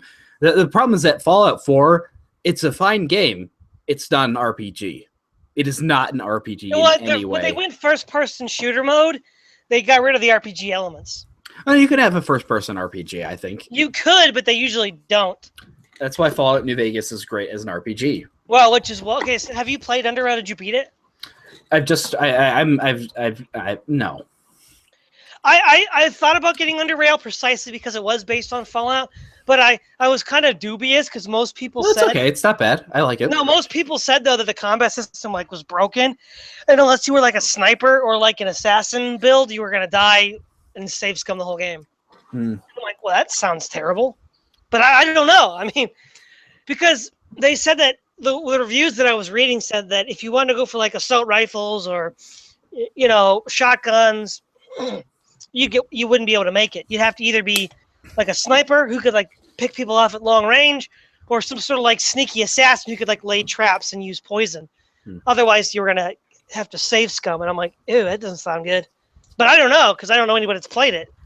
Maybe those are just red herrings. It is kind of hard, but like no, it's challenging, but I think it's fine. You just have to, I guess, do some grinding. That's it. Did you ever play? That's Iron Tower Studio, right? They're the one that made it. What? Which game? Underrail. Yes, I've played. I am playing Underrail. No. I said Iron Tower Studio. They made that, right? I guess so. I don't know. Have you played Age of Decadence? No. Yeah, this is by the same guys. If you make a cultural reference, there's an 80% chance I don't know what you're gonna mean. No, it's a game. It's an RPG that they made. It's a low fantasy Roman post-apocalyptic thing. Oh, cool. What's it called again? the Age of Decadence. I played it. You can basically play it as a kind of peaceful negotiator or as a fighter. The peaceful negotiator is really easy. You can talk your way out of most problems, and so that gets kind of boring after a while. Was the game good? Well, it's maybe good one playthrough or a couple playthroughs because it's basically you play different roles: a merchant, a philosopher, a soldier. You have the same events from different perspectives. But the thing that I didn't like about it, though, is when you wanted to be a fighter, you did not get experience from killing guys, only from completing missions. And some missions you couldn't complete because you didn't have the experience to fight them out. And so since I didn't get experience from killing guys in fights, then there's no way for me to level up my fighter to get to the point where you can actually complete the missions. So that was a huge oversight for that part of the game, which I did not like. Okay. But that same company, okay, if you think that Underrail's good, it's not out yet, but the same company, Iron Tower Studio, let's see. Let me see. They're coming up with a new game. It's going to be a while. It's not going to be out for a while. But I think we should go back to history, though. Okay, sure. I think because back to Iron Kingdom and just Prussia in general is, I mean, I think you can almost make the main point because people say, oh, Prussia's evil because they're the descendants of the Teutonic Knights. No, Christopher Clark does. He says he basically says the descendants of the origin of Prussia is not the Teutonic Knights. It's Brandenburg. It's not the Teutons. Yeah, of course, because East Prussia was actually incorporated into Brandenburg by marriage. Yeah, it wasn't, and it wasn't. Yeah, it's not. It's ridiculous to think that the Prussians were always just. Prussia was evolved out of the evil Teutonic Knights. No, it was because of Brandenburg. Brandenburg was the key state in this. Oh yeah. I mean, he starts out the book going, at first there was only Brandenburg, and in the end there was only Brandenburg. Yeah. The main thing about the Iron Kingdom, as far as a bit of nitpicking, when he gets to the Wars of Unification, you can kind of tell he's not a military historian, and he says things like he says that, oh yeah, like the Battle of Königgrätz in Sedan, it was a really close run, but the thing is, the Germans, the Prussians could mobilize far faster than Austria. Even if it was a war of attrition, even if it turned into a war of attrition, Prussia would have beaten Austria. They were going to win, unless some other great power joined the war, they were going to beat Austria. They had the needle gun, they had railroads, they had mass mobilization. Austria was doomed. I mean, unless some great power. To show you, I guess that even further demonstrates how absolutely pathetic and incompetent the Italians were. I mean, they were fighting they were fighting in Austria that was getting its ass completely handed to them by the Prussians. Yet they still couldn't beat the Austrians. I mean, they freaking lost to Tegethoff ramming his ships into theirs. Yeah, what was that battle? What was it called? It was some Italian or something off the coast of something. I know, it was in the Adriatic, right? Yeah. I love that. For a brief moment, they were thinking, hey, maybe with these new ships, we're going to go back to ramming. Nah. Well, but anyways, with Iron Kingdom, what I've noticed is, after, when he gets to the unification of Germany, I can barely actually remember what he said. I remember, I've read it, it was a few years ago that I read it, but I remember so clearly almost everything he said in the book, all the main points he made. But when he gets to the unification of Germany and afterwards, I don't remember anything he's talking about because it's it seems like he's just kind of lost interest and it doesn't really seem all that important, Yeah, he doesn't really do a good job on the unification. I think it's also not even just that, but after Germany's unified, because I think it's because it's no longer really Prussia's history because it's now merged into Germany as well. Well, you see, this is kind of the main argument that Clark makes. Traditional history, the way we're normally told the story, is that Germany was Prussia's endgame. Prussia was evolving towards Germany, and Germany was the highest expression of Prussia. Now, Clark wants to say that's not the case, that Germany, the creation of Germany, meant the end of Prussia, and I really don't think he made that case. I mean, what argument does he actually make for that? Well, he makes the case that the Nazis were the ones who ended Prussia. But I mean, no, but he said that the creation of Germany itself was the beginning of the end of Prussia. But I didn't really think he made a good argument for that. Yeah, I mean, I can't. I have to read that part over again because it was so kind of dull, or I don't remember that part. But I mean, because if the Kaiser had maintained the throne, there would have been no Nazis, and there would have been Prussia. It still would have been Prussia. I think. Well, but, I always thought like kind of well, this might be a more surface level argument of his is that he's trying to disprove the kind of idea that Prussia was this evil militaristic state when he shows no, it wasn't. It was that's good. More. That's true. Yeah, but it was so much more than that. Well, we all know that Germany had the best scientists and philosophers of the past 200 years. Yeah, well, by a very large margin. And musicians. Because even Handel was German, so. Handel. I mean, though I do have a soft spot for Gabriel Fauré. The French Impressionists were pretty good, and the Russians as well. Well, the Russians come in as a close second with their realism in literature and paintings. Russian literature is amazing. Well, that's the best. That's the gold standard. American literature sucks. Hold on. Are you telling me Moby Dick sucks? All right, sorry. Let me clarify. Ralph Waldo Emerson, Thoreau, and Whitman suck. What about the 20th century guys like Virginia Woolf and Steinbeck? I mean, Steinbeck and I mean, what are Steinbeck and Fitzgerald actually saying? Are they saying stuff that's going to be meaningful or that's some eternal truth? No, they're writing about their topical like, oh, the 20s have bad things in them. Oh, the 30s are sad. Like, the brothers Karamazov or like, much of Russian literature, it's still going to be relevant. It still says something. Yeah. I mean, and the thing is, like, they're contemporary, or I guess they're slightly, a bit before their time, Emerson, Whitman, and Thoreau. Their stuff was just hippie crap. It was hippie. It's hippie nonsense, and I will stand by that to my dying breath. Yeah. Of course it is. I would say, let's see, Melville, Hawthorne, and Poe. They were pretty good authors. They were the best that Europe. I mean, they at least add something to culture. Their works are culturally. Don't diss Poe, man. That's. No, I'm saying they're. I'm not saying. No, I'm crediting them. Like their stuff is actually kind of, art in a sense. Yeah. After Hawthorne and Melville, American lit sucks. Mm-hmm. I have to admit that. I mean, Moby Dick is. But I mean, you can't really. Moby Dick is America's War and Peace. Mm-hmm. But I'm saying it's like I mean, I had to read Billy Budd the Sailor, the one by his other work. That's good. That's good. I hated that book. Well, what the heck? Oh, how do you know it was Billy okay. Budd? No, it was okay. I was thinking of a different. No, I was thinking of the other books I had to read for that law and literature class. No. Billy Budd had all these like Greek and biblical metaphors in it.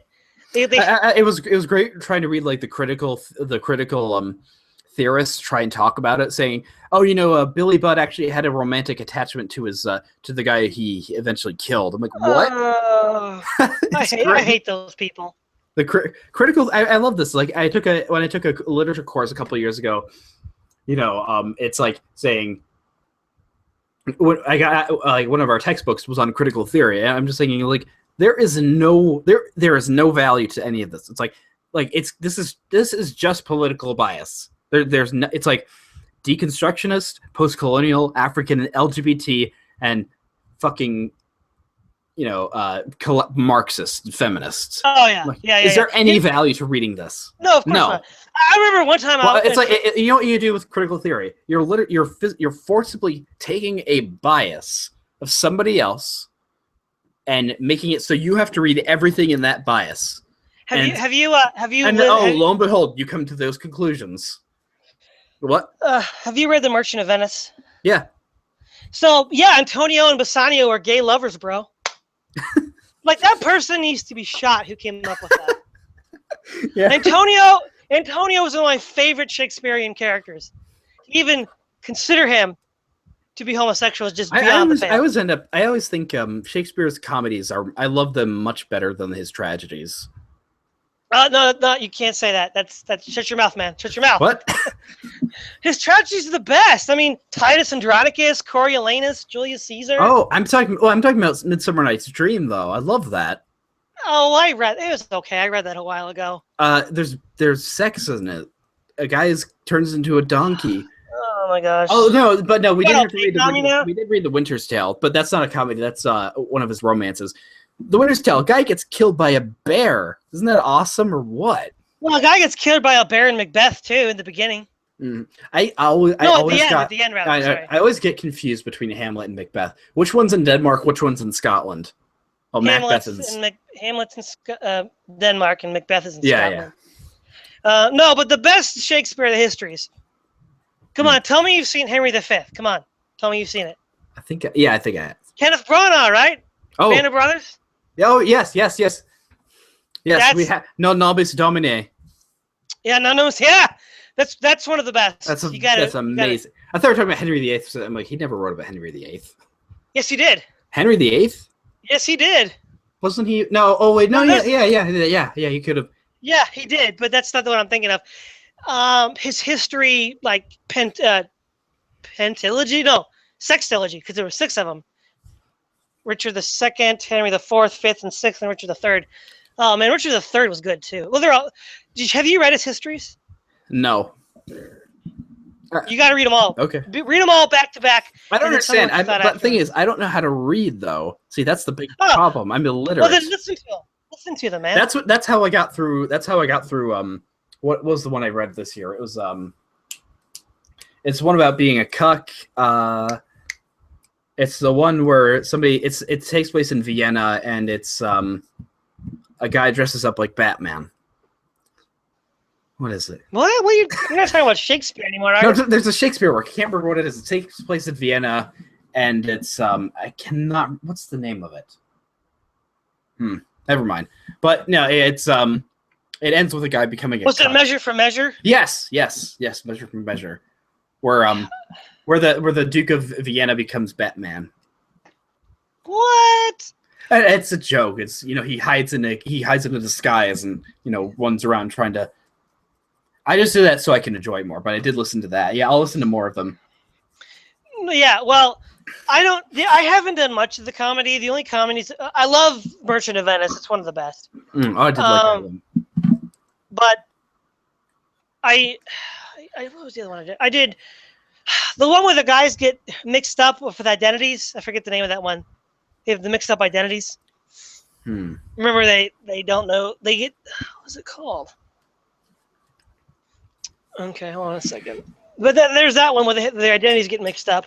And then, of course, the one you mentioned, Midsummer's Night Dream, as well as Much Ado About Nothing. Yeah, the comedies, I don't go down for that. The histories are my favorite, with probably Henry V at the top. This is epic right there. And then it's tragedies, especially the Roman ones. The Roman ones I think are the best. You got 4 Roman tragedies. I remember. If you haven't read Shakespeare at all, you just don't deserve to even be considered human. I've read Shakespeare though. No, I'm not saying you. I'm using the abstract third person. But nobody's watching this. I know, but I'm just saying it for posterity's sake. Yeah, I love that. People are like trying to hide things. Like some video people I watched that like do stuff about video games. They're like, I don't want to date the video. I'm like, why? That'll make it a cool cultural artifact.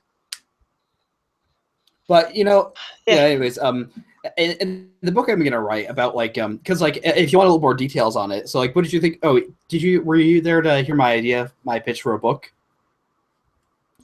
Well, I think I had left the Hangout by then, but I did listen to it afterwards. Oh yeah. And I don't remember much of it though.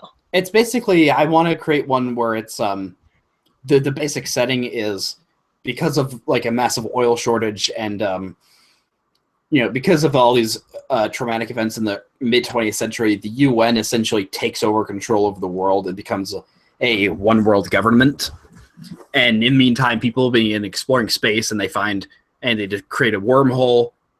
That's the science fiction part, is they create a massive wormhole gate that lets them pass through to this other solar system where there's a number of habitable planets. And basically a bunch of kind of European nationalists and American nationalists that don't want to be under a one world government all leave to form their own and settle those planets. And meanwhile, like the Russians and the Eastern Europeans settled Venus, while China, Japan, and Italy settled Mars. And basically, by 2100, like there's all this prosperous trade until on Earth, because of massive overpopulation, 10 billion people now, they are running out of resources and start demanding just tribute resources from all these exoplanets, and the exoplanets say no. And so there's basically a war, and it's basically the Earth is sending these just human. It's like kind of China in the Korean War, just sending these human waves after, wave after wave of soldiers against basically armored mechs from the exoplanets, and there's basically it just ends in a stalemate, and the Earth, the forces of the Earth basically try and basically shut down the life support or terraforming systems on a few of these planets. Well, and then in retaliation, with that basic kind of fail-safe measure, the exoplanet forces nuke the Earth. No, this is like a dark ending. Well, and it's set up basically several years later, and the main character is going to be a former soldier with the Earth, just trying to, and a female trying to travel to one of the exoplanets that's lush and safe. Still. Yeah, and it's basically it's a post-apocalyptic space setting. Okay. In which all this kind of future technology is now kind of falling out of memory, and of course the protagonist realizes he's the long-lost line of Hohenzollern, right? Well, not mentioned, because like the exoplanet, it's going to be in the solar system. It's going to be called Sinai. And anyways, in Sinai, like the planets they're named, the Latin names of these countries. So America is Colombia, Britain would be Britannia, Portugal's Lusitania, Spain is Hispania, France is Gallia, Poland is Polonia. Shouldn't England just be called Avalon? Because we all know that's like the real name. Or Anglia. Well, no, Avalon from Arthur. That's what they call it. Okay. Well, because there's also a Hibernia for Scotland, or no, Caledonia Ireland. For Scotland. Ireland was Hibernia. Yeah, Caledonia is Scotland. But yeah, Germany is Germania. So on Germany, it's going to be basically they structured everything to make it look like it was in 1914. And there's going to be there'll be a Kaiser on there. And he basically, his whole kind of idea is he wanted to get everything back to the way it was and just do it over again. Like he completely models himself after Kaiser Wilhelm. He's got the mustache and everything. Uh-oh. And he then tries to conquer the world, right? Just kidding. No. He's basically like, look, since on Earth, Germany, all these things happen to Germany, maybe we should just go have our own planet and everyone can finally leave us alone. And then people don't leave him alone, and that's what causes the story to go on. No, well, that was kind of the war. It's like they're like, oh god, they're still coming after us. Like because it's like they kind of view the Earth as kind of like the continuation of the Allies from World War I. Mm-hmm, mm-hmm. So thoughts on that?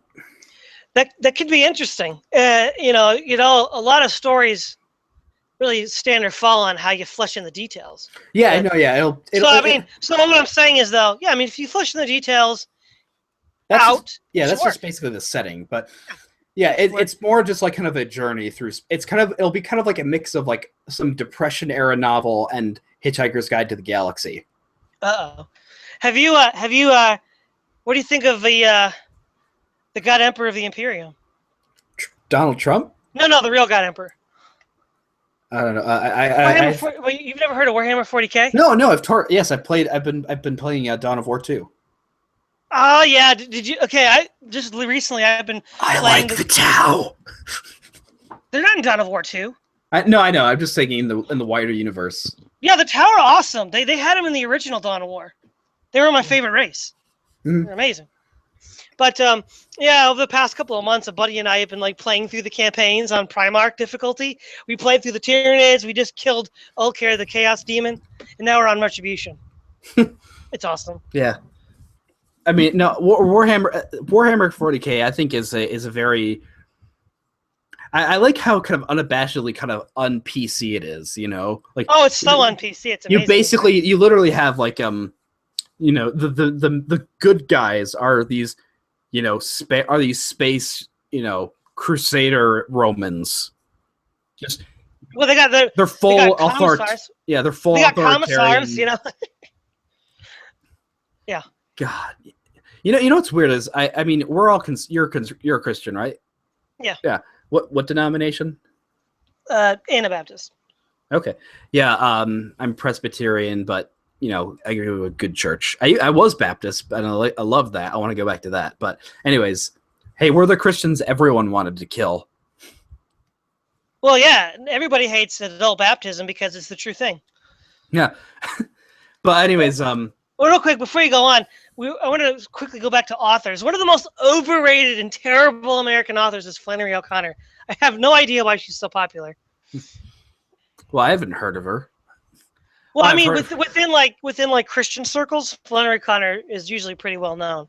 She's terrible. I don't know why people like her. Like she writes, it's like writing something nihilistic. There's supposed to be a morality tale in there, but what did she write? At the end of the what did she write? 30s and 40s, I think. Okay, or no, what books? What are her works? Oh, she wrote a lot of short stories, and then she wrote some novels which I have not read.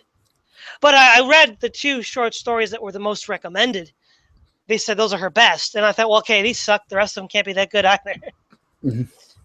No, she wrote in the 50s and 60s. My bad. But yeah, it's like I don't know, man. It's Americans. Their literature sucks. Again, you're an American though.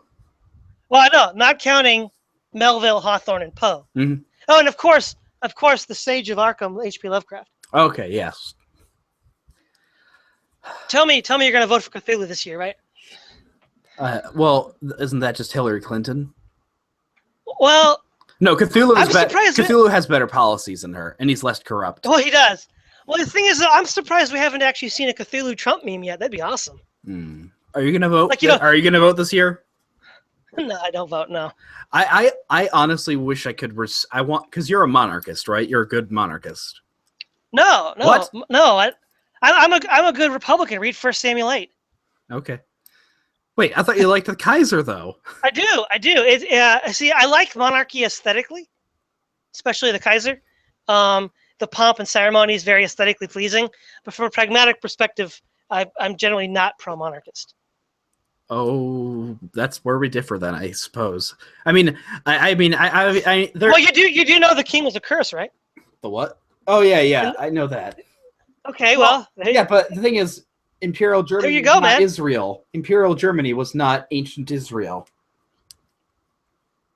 Well, but the thing is, there's the precedent for government, and a king was a warning, and of course Israel was destroyed for that. I mean, if we commit the same, I don't read the Bible as a political treatise, though.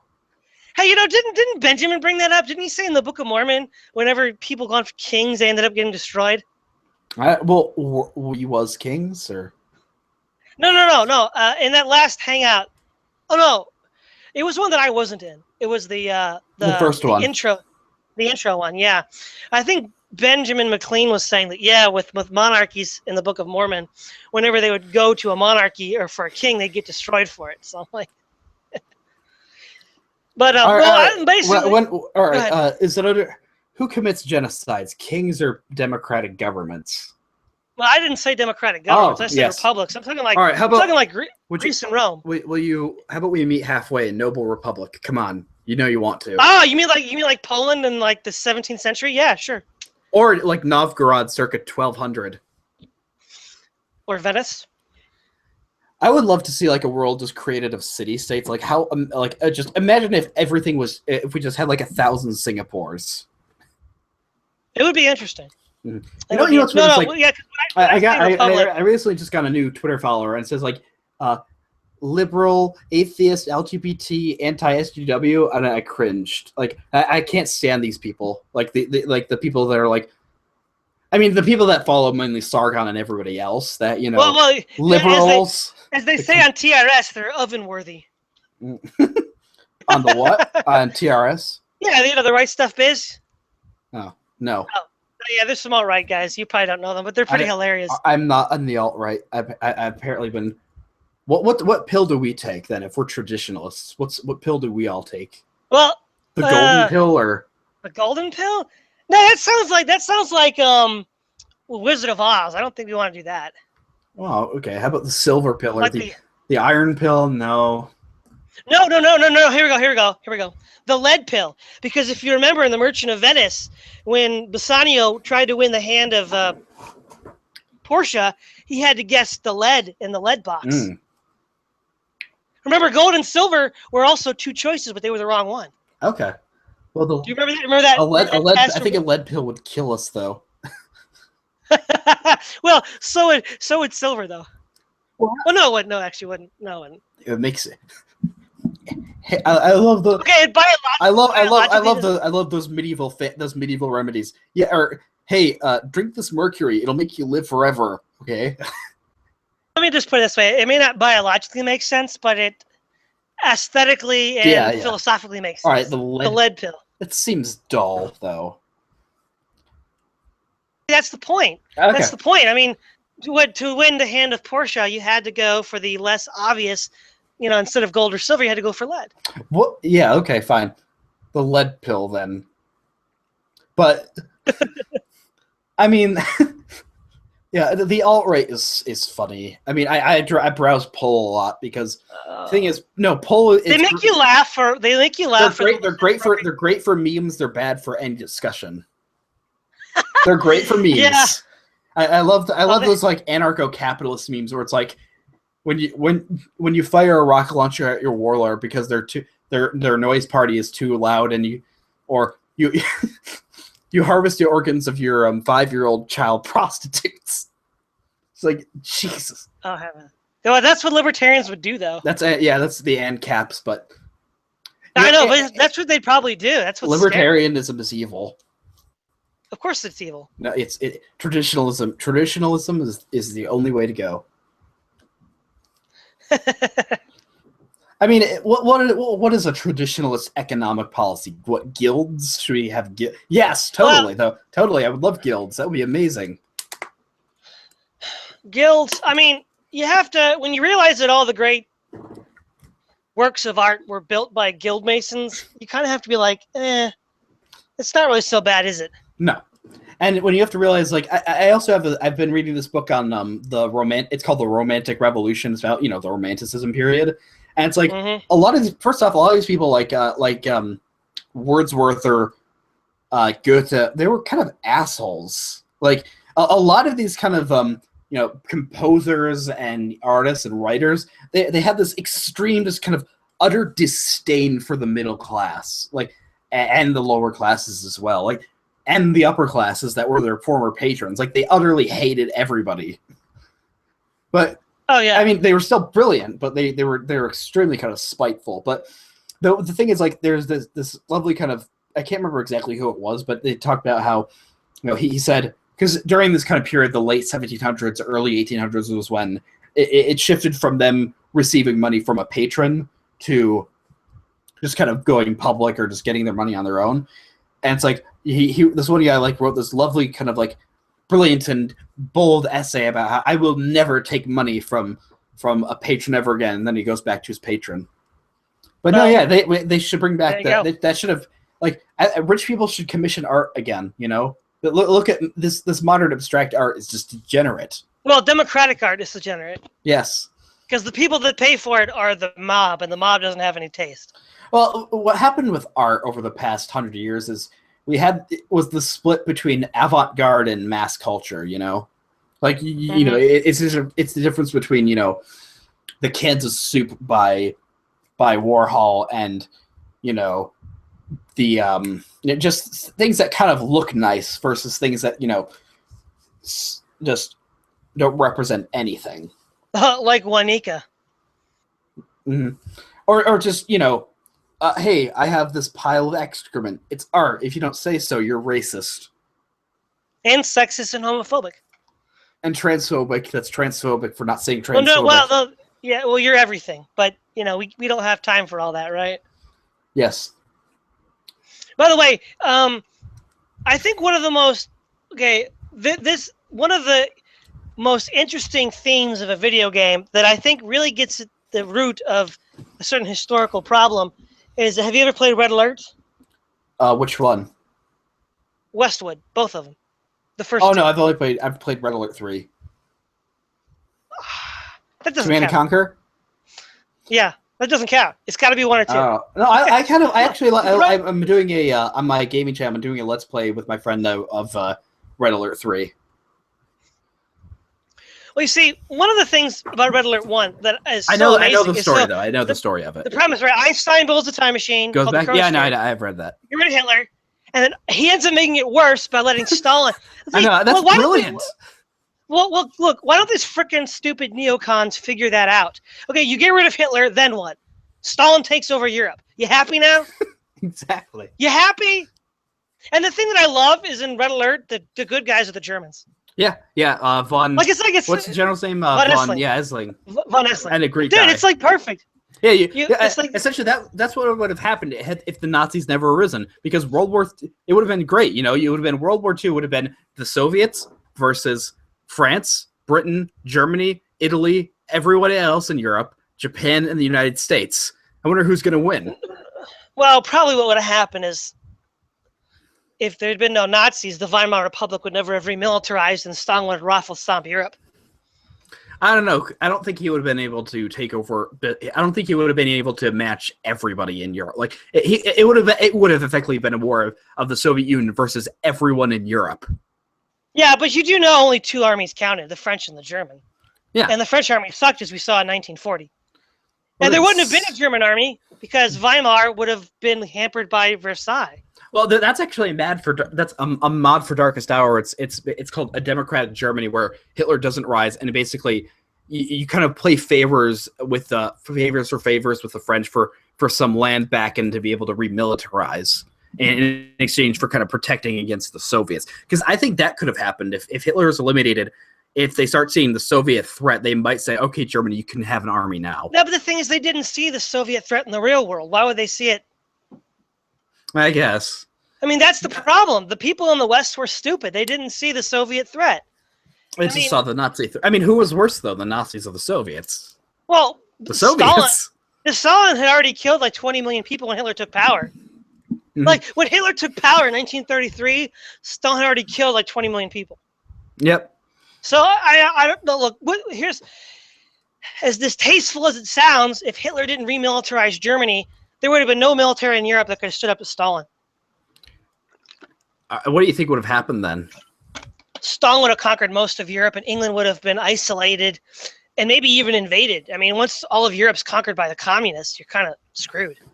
Well, I mean, that's the premise of Red Alert 3 is like it's at the end of the Soviet Union. The Soviets built their own time machine, and they go back in time to eliminate Einstein, because without him there would be no nukes, and then they could basically just win a land war in Europe, which you do. But now the Japanese, and that actually kind of makes sense, because if you look at what happened at the end of World War II, if the Americans had no nukes, what were their options with Japan? Completely blockade the country and starve tens of millions of people to death, which I don't think they were going to do. Or B, invade Japan and lose millions of people. So, maybe making a conditional peace doesn't sound so far-fetched.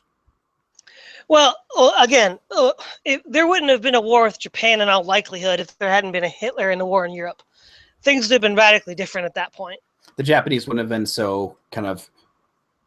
well, look, I mean, they saw the Western European powers crumbling under Hitler. Holland, France, and even England was on the ropes. So all those colonies looked... Japan had 2 strategies: go north, go south. After the Russians beat them at Nomonhan, they decided to go south because they looked weaker. Because of Indochina flipped to Japan when Vichy France took over. The Dutch East Indies were easy to take once Holland was taken. And of course, the invasion of China before that even is what got the Americans upset. The problem is the Americans actually had communist spies in the government that were leading foreign policy. They had Harry Dexter White, who was a Soviet double agent, feeding false information to the American president and policy analysts to go to war with Japan. And I don't see how that would change if Hitler didn't exist, because Stalin and the communists would have still been brainwashing the Americans to go to war like that. And I think what would have happened is the Allies would have been so stupid, they just would have sat there, let Poland fall, let Germany fall. And by the time Russia gets to the Maginot Line, it's like too late. Yeah. They're like, okay, we're screwed. Now what? Well, I don't know. I mean, Would the Soviets be able? Well, no. I think maybe at that point, with just the sheer size of the Soviet army, they would have.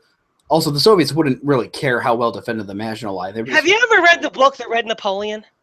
No. Is it about Have you ever heard of Stalin? it? No, I've not heard of it. No, it's actually a book about anti-miscegenation. It came out in the 20s. It basically what happens is as a Tartar general takes over the Red Army and kicks out Lenin and builds his own personal dynasty and conquers Europe. And basically because Germany was disarmed, the Germans weren't able to resist the Russians. What happens in the book then? Well, basically the ending is kind of half-assed because after he conquers Europe and Canada, he attacks the United States and his navy gets sunk and in a battle in the Caribbean. And after that, his empire collapses, which is kind of half-assed. But I mean, at that point, you're in real trouble. But I think up to the defeat of their navy in the Caribbean, the Red Napoleon would probably be what would happen if Hitler had never existed. So how is the anti-miscegenation? Oh, because the whole thing is the Tartar general wants to have hell of his Asiatic yellow allies mix with all the white people to create a whole race of bastards. And they're all like, oh, this is terrible. He's creating all these half white, half yellow people, and we have to stop it. I actually bought it hoping it'd be anti-communist, but it kind of was. Now you look like a white supremacist. Well, that was what the book was about. But the point is, though, if the Weimar Germany was still around. So is it anti? So the book is anti-miscegenation. No. It's the book. It's anti-miscegenation. It doesn't want race mixing. Okay. But the point that I brought the book up was Germany's got no army because of Versailles, and so the Red Napoleon just walks right over it. Does he end up failing with his miscegenation plan, though? No, he actually succeeds because he creates a whole even though he's defeated in the war, there's so many illegitimate half yellow, half white people around. He created a whole new race actually. Okay.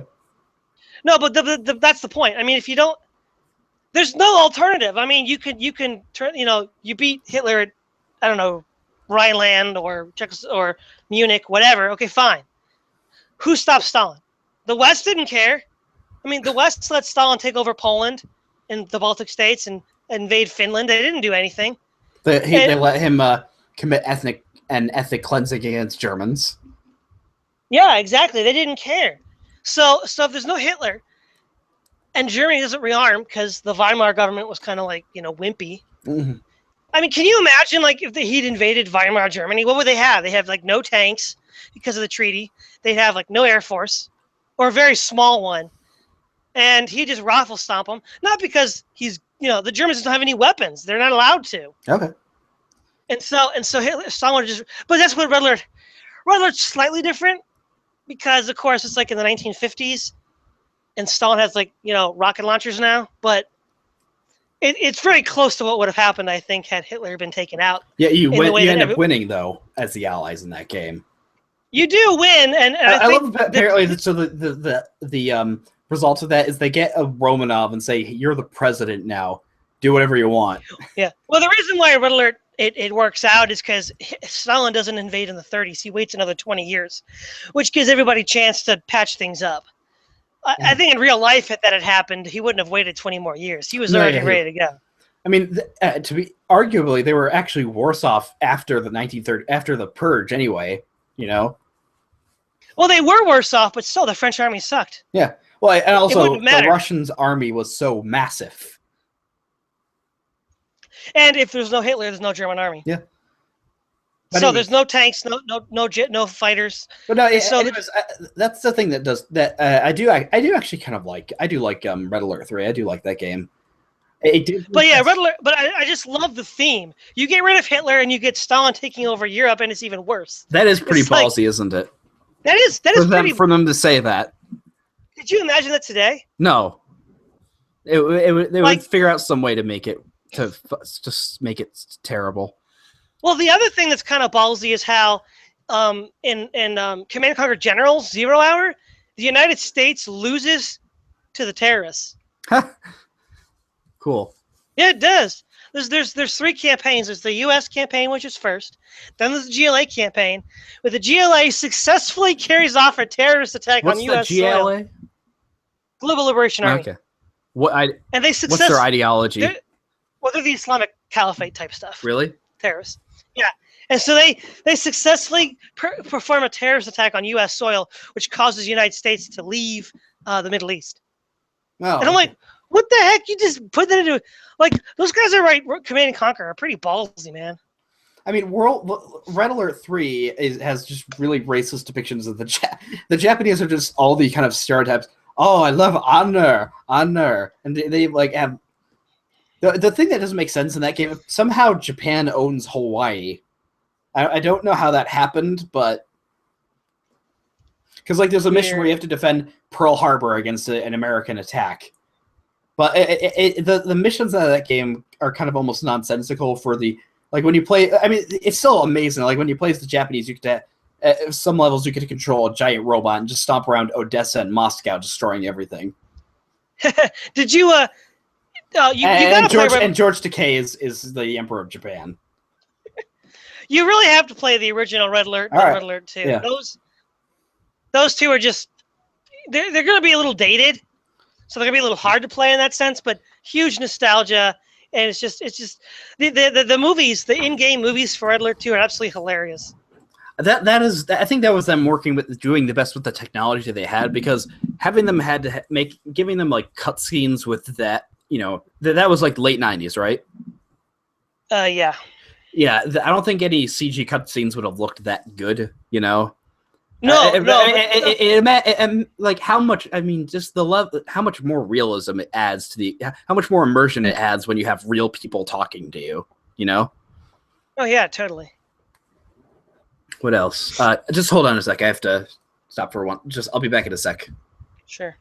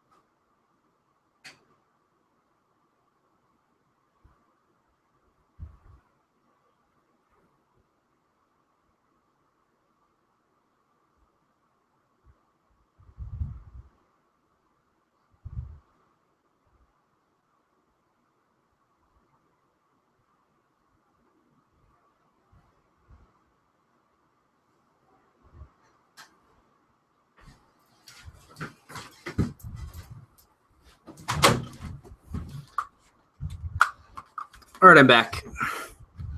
All right, yeah, I just posted a link to Bill Lynn's work. He's another Kaiser bro, so check him out. Good, yeah.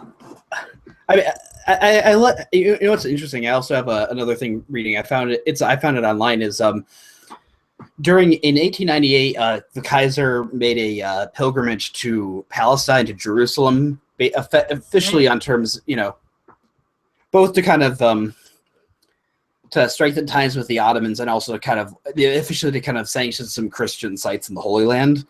But like apparently, it's like when he went there, it was like depicted as like messianic. Like people like compared it to like when Jesus rode into Jerusalem. They compared it like when the Kaiser rode on his horse into Jerusalem as well. They made these biblical comparisons, and like he kept a diary through the whole time. And the story is that some French journalists from a French magazine one day, when he was out, they stole his diary, took a bunch of pictures of it, and then reprinted them, and then translated into French. Oh. And like, so I'm reading that. It's like he sounds very kind of soft spoken, and just kind of there's ambition in him. There's a certain kind of idea. He wants to be great. He wants to be somebody well known, because like he's trying to make these bold statements where he's like on the boats to try and get to the Mediterranean, where he's like, trying to sound humble or trying to say something bold. There's lots of ambition, you can tell. But no, he was evil because he was evil because of his birth, because of his arm. That's everything to do with him. Uh-oh, you're going all Freudian now. Yeah. No, I mean, I always hate those arguments. It's like, okay, if that's the case, if those things in childhood affect us so much, how did anybody in the Middle Ages become, end up normal? Yeah. Well, the real question is, why do left-wing intellectuals love Stalin so much? Well, the first ones he would have killed, wouldn't he? Exactly. Do you get it? I don't get it. Well, why do they love Muslims so much? They're the first persons they'd kill. Oh, exactly. I mean, I think, Herbert Hoover is leftism a cult of death or something? Or it is kind of a death. What were you going to say? But I was going to say, I think Herbert Hoover had it right in World War II. We didn't really have a chicken in either race. Stalin versus Hitler, it's not really our fight. Is that what he basically said about it? Yeah, I mean, they're both dictators. They're both pretty authoritarian and terrible. Like, why should we be helping either one? Mm-hmm. We should. He thinks we should have just stayed out of it. Yeah, I mean, the problem is actually I mean, again, the point was, once we went to war against the Japanese, they attacked us, and then the Germans declared war on us. So obviously, we're going to be in the war. Well, the reason why they attacked us is because we cut off. The reason why they attacked us, we cut off their oil. That's the declaration of war right there. Because they were involved in some, rapacious war against the Chinese. Yeah, because we stopped trading with them, and they couldn't buy or sell any goods. Mm-hmm. I mean, basically, during the Great Depression, the great European powers cut off trade to Japan. So they had nobody to sell to and nobody to buy from. Mm. Well, I mean, also you had these massive, you had all these constant military governments taking control in Japan during that time that had these ambitions of, Pan-Asianism. Well, yeah, but again, why is that even bother to us? Who's going to stop Stalin and the communists in China? Mm-hmm. What happens when Japan goes away? I mean, there's actually a quote from that movie, The King's Speech, where it's like Churchill or somebody, they're talking, it's like, let Stalin let Herr Hitler worry about Stalin. And then people are like, well, who worries about Herr Hitler? Well, the fact is Japan and Germany were Russia's natural enemies and had a vested interest in containing communism. The United States removed both nations, and what happened? Communism took over half the world. Total disaster. Mm-hmm. Total disaster. I mean, the United States had no interest in China. I mean, but when the communists took over, we lost all of our trading posts. It was like, yes, so it got even worse for us. We got exactly. Nothing. It was so stupid.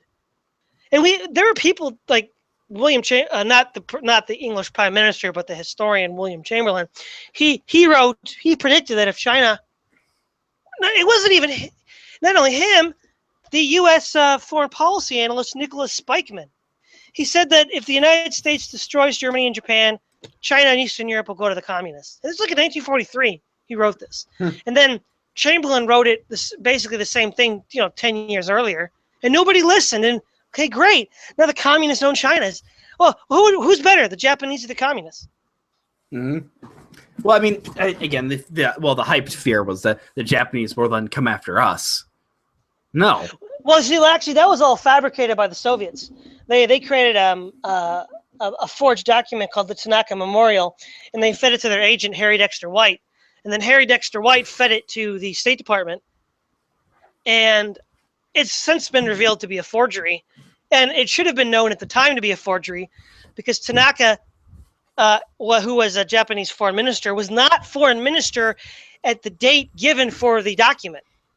So they should have known it was a forgery from the get-go, because the date didn't add up with his term in office. I mean, here's the thing: here's the thing with our history of the 20th century. It's like, did we if this was like an RPG? Did we roll? If this was a tabletop RPG, did we get the worst rolls ever, or what? No, we didn't get the worst rolls ever. I mean, there wasn't a nuclear war. Okay, granted, and the Nazis didn't manage to win. I mean, I still, obviously, I don't think I would not support a Nazi victory as well either. But you got two choices: Nazis or Stalin. Those are the two choices we have. You hate, and people compare that to the election, but no. So here's the thing: Eastern Europe is going to be ruled by a dictator. Would it be Hitler or would it be Stalin? And that was the only two choices. The thing is, though, Hitler was going to exterminate those Eastern Europeans. Well, so was Stalin. And he did. Stalin did. I mean, he ethnically cleansed the Kalmucks and the Tartars in southwest Russia. And the German and the Prussians. Yeah, exactly. He physically forcibly destroyed Prussia completely. Well, not only but remember the Crimean Tatars were all shipped off to the gulags. Yeah, people actually even think that I think I've heard speculated that Stalin killed more Jews than Hitler did. Probably. Remember the Jewish doctor's plot at the end of his life? Remind me. Well, at the end of his life, he got paranoid that his Jewish doctor was trying to poison him. So then he planned to start purging a whole bunch of Jews because he thought they were all conspiring to kill him. Mm-hmm. But he died before he could pull the irony. Well, the fact is, except for Poland, every single Eastern European country voluntarily allied with Hitler. Mm-hmm.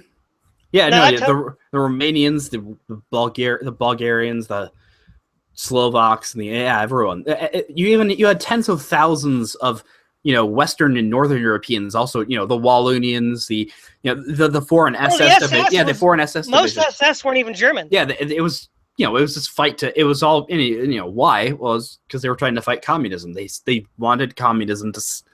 They didn't want it to come. They wanted to stop communism from controlling Europe. That's the point. That's the point. You see, here's the deal here. When somebody, with World War II, you've got pretty much three options. Okay, stay out of it. Don't get involved in Europe if you're the United States. Help Stalin or help Hitler. Those are pretty much your three options. Now we helped Stalin. Of course, he was the worst mass murderer in history up to that point, because Mao Zedong hadn't taken over China yet, and nobody thinks that's a problem. But if somebody says, "Why don't we help Hitler beat Stalin?" They're like, "Oh no, well, why not?" And we helped Stalin. I mean, imagine if that was an ultimatum. All right, we'll ally with Hitler, but we have to demand. Do you think they can manage to demand from Hitler? Okay, if we ally with you, there's some conditions. You can't genocide people. Well, we wouldn't really have, if we really wanted to stop Stalin, we wouldn't have even needed to do that. Carnaris, who was the head of German military intelligence, had contacted people in the West saying that there was a German resistance movement and we were trying to kill Hitler. And they would say that if you can give us a guarantee, if you give us a guarantee of conditions that are not unconditional surrender, we can mobilize enough people to probably kill Hitler. And Roosevelt and Churchill said no. And so they still tried to kill Hitler, but they couldn't get enough people on board because the risk was too high. Let's say that. Well, all right, then here's a little test. What year was this?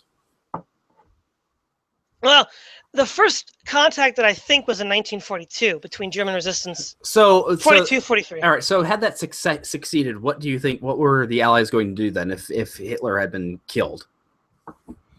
Well, the thing is, if Hitler was killed, well, it depends. Do you mean with the Allies had decided to help out? Yeah. Or if the July... Okay. Well, the Allies had decided to help out. I think that they probably would have... That assumes that they wanted to help out, but I don't think they did. But let's say for the sake of argument they did. I think that the German Empire in Eastern Europe, backed up by British and Americans, could have probably contained Stalin. Mm-hmm. Kept him out of from doing too much trouble. But personally, the idea of Hitler conquering Russia is ludicrous. It's never going to happen. Yeah. Russia has twice the population, 50 times the landmass. There's no way. I mean, if we had stayed out, what would have happened is Hitler and Stalin would have probably fought to a bloody stalemate, since neither one could conquer the other. And then they would have just, well, I don't know, at that point, who knows what could happen? Revolution. It would be who died first. Yeah, exactly. I imagine there. If say, yeah, let's just say then, 1940, the Brits say, okay, we'll accept your peace treaty. We'll accept your peace offer. Just let us keep our empire. We'll make peace with Germany, right? That's what Hitler wanted, actually. Yeah, I know. And the Brits said no, which was stupid because they lost the entire empire. Yeah, it's like, no, we want to keep our empire. What happens after you win the war? Oh, we lost our empire. We let millions of those people in. So what's the point, right? Yeah, it's like if a guy from like 1940s Britain went to 2016 London and decides, like, did we lose? Well, yeah, we're overrun by like Pakistanis. What happened? Yep. But anyways, that's always odd. Is that like they end up coming from kind of their empire, like the French have a lot of Algerians, the Brits have a lot of Pakistanis. It's like, Anyways, saying that happened, and then Hitler, and I imagine like if it would then just be between Stalin and Hitler and his allies, right? Yeah. I mean, stalemate. It would have been a stalemate. It would have just been like somewhere in like Eastern Europe, Belarus, Ukraine. There would just been this line that would never. It would shift, but it would not. You wouldn't not change that much. No. Yeah, I think it would have then just resulted to whoever can get the best assassins to try and kill the other. Well, what would have and ultimately had to happen is, once the casualties mount up, there would have probably, if it ended in a stalemate, there'd have been some sort of uneasy truce, maybe like Korea style, like where it's totally a ceasefire. We're not really at peace yet, but we're not fighting anymore either, and they'd probably wait for round 2. Mm-hmm. But the thing is, if you lose like 50% of your army in this Eastern Front, meat grinder, you might have revolutions on your hand that might overthrow the governments. I mean, and either one, right? Yeah, either one. I mean, the thing is, it would also. I mean, think about it. In World War I, right? The meat grinder caused a revolution, which led to the fall of the Tsar. And Germany. In World War II, and Germany. Well, Germany for other reasons because they lost the war. Yeah. But like, if the army feels like Stalin didn't treat them well and they just all got chewed up for no reason in Ukraine, they might revolt and depose Stalin the way they deposed the Tsar. I mean, it would even be better if I mean, the dumbest thing Hitler did was when he went into Eastern Europe, when he went into the Ukraine, Belarus, and the Baltic, that he sent the SS there to start killing Jews and everybody there. It's like they should have just went there as liberators, saying, "Yes, we will free you if you'll fight against Stalin." They would have gladly done that, Well, no. Well, most of the Eastern Europeans were anti-Semitic, so he wasn't upsetting them. I mean, when he was just killing their civilians anyway. Well, he didn't. Well, I mean, the amounts of Ukrainians still see the SS as heroes, man. I mean, you look at the Eastern Europeans generally like the Nazis. This whole myth that Hitler started killing a bunch of Ukrainians is nonsense. I mean, even at the end of the war, like in 1945, Russian generals were defecting to Hitler, even though they knew Hitler was losing. Like, if Hitler was running ovens for Slavs, why would they be defecting even when they knew Hitler was losing? True. But anyways, they wouldn't do that. They wouldn't do that because the whole point was to surrender to the Americans. But that didn't work out either because of Operation Keelhaul. We sent them all back. So they were sadly misguided. See, they hoped to surrender to Hitler to then surrender to the Americans. Okay. All right then. So anyways, saying the Allies, agreed to kill Hitler. They're not. It's not the July plot. It's the other one, the one you were talking about. So would they have fought against the Soviets then, or what do you think would have happened? I don't know if the Americans would have fought against the Soviets or the British. What they might have done is just like subsidize Germany to do it. Mm-hmm. I think that would have been probably what they would have done. They would have subsidized the Germans to do it instead of... And then eventually just make it so the Germans grind the Soviets into some sort of peace.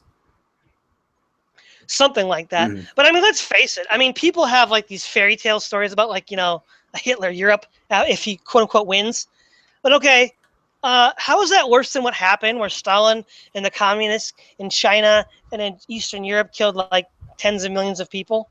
How is that like worse than? It's not worse than that. That's the point. Mm-hmm. It may not be. Yeah. It may not be the most desirable circumstances, certainly. But is it worse than what happened with Stalin in China? No, of course not. I mean, China lost 70 million people under Mao Zedong. Are you telling me that Hitler would have killed 70 million people? I don't think so. Well, were the Japanese going to kill 70 million Chinese? No. No. Absolutely not. No way. I mean, why on earth would they do that? If anything, the Chinese would have been much better. The Chinese would be far better off because they would have Japanese technology and all that. Well, yeah, the same goes with East Asia. Yeah. East Asia. Well, go ahead. What the Americans and the British should have done is saying that Russia and communism were the true threat. I mean, even Chiang Kai-shek said the Japanese are a disease of the skin. Communism is a disease of the soul. Yeah. So, I mean, fascism comes and goes. Communism is here to stay, as we see, unfortunately, right now. And wait, right now? Well, I mean, you still have, at least in America, a lot of like college morons. Cultural Marxism, because it said, "Hey, well, people don't really like these communists. Well, we'll just call it social justice. We'll co-opt that term, and now we can just be communists." Well, exactly. I mean, Black Lives Matter is literally, like they say, we have nothing to lose by our chains. How are these people not Marxists? Exactly, they are, which is insane. But the point is, the Allies, America and Britain, should have seen this communism was the threat, and they should have let Japan contain communism in the East, and let Hitler contain communism in Central and Eastern Europe. And there would have been a fight between Hitler and Stalin. There's no way that's going to be avoided. That's going to happen sooner or later. Although the thing is, you think about, like, what about the fact that Stalin was so freaked out when the Nazis first invaded? Like, the fact that he almost initially said, all right, don't fire on them. That he went into some sort of panic because he was so shocked that Hitler... Well, he was panicked. But see, here's what the reason why he was panicked was Stalin had been planning to invade Europe, and he made the pact with Hitler to send Hitler to wipe out the Allies. So he hoped that would be a repeat of World War I, and there'd be the Western Front trenches, and he was hoping that the Allies and the Germans would beat each other up, so then he could come in at the end and conquer them all really easily. But he didn't realize that the Blitzkrieg was going to be so effective. And so the next thing, Stalin like panicked after the Blitzkrieg. He's like, oh my gosh, what's going on? And so he starts mobilizing his troops and putting them on the border for a surprise attack on Hitler, but Hitler strikes first. So he was surprised. He just didn't expect Hitler to react that fast. He expected there to be trench warfare and a gridlock. Yep. What else? Oh, well, RTSs, I guess. We can just go back and forth. Well, yeah. Command and Conquer was like the byword, man, back in the day. What about Age of Empires? Have you played that? Oh, yeah. Age of Empires 1, 2, good stuff. I think my favorite's actually 3. I think 3 is the best one. Man, you're really heretical tonight, man. I love Red Alert 3, Age of Empire 3. Age of Empire 3, I played it. It was like so like brain dead. You didn't have to build storage pits anymore. Well, no, but the thing is, I love the skirmish mode. The fact that you can have shipments is amazing. Home cities are great. It has RPG elements in it. Okay. I mean, you can kind of customize your city. And you can get new shipments and stuff like that, and like the fact it's awesome, like being able to build your cities up, and the fact that unlike 2, so it's like when you play a skirmish game in Age of Empires 3, it actually means something. And I think, and I'm almost certain that Assassin's Creed stole its story from Age of Empires 3. Well, probably because Age of Empires 3 has like Templars and the Fountain of Youth and stuff like that. Pretty cool. Oh yeah, they have all that.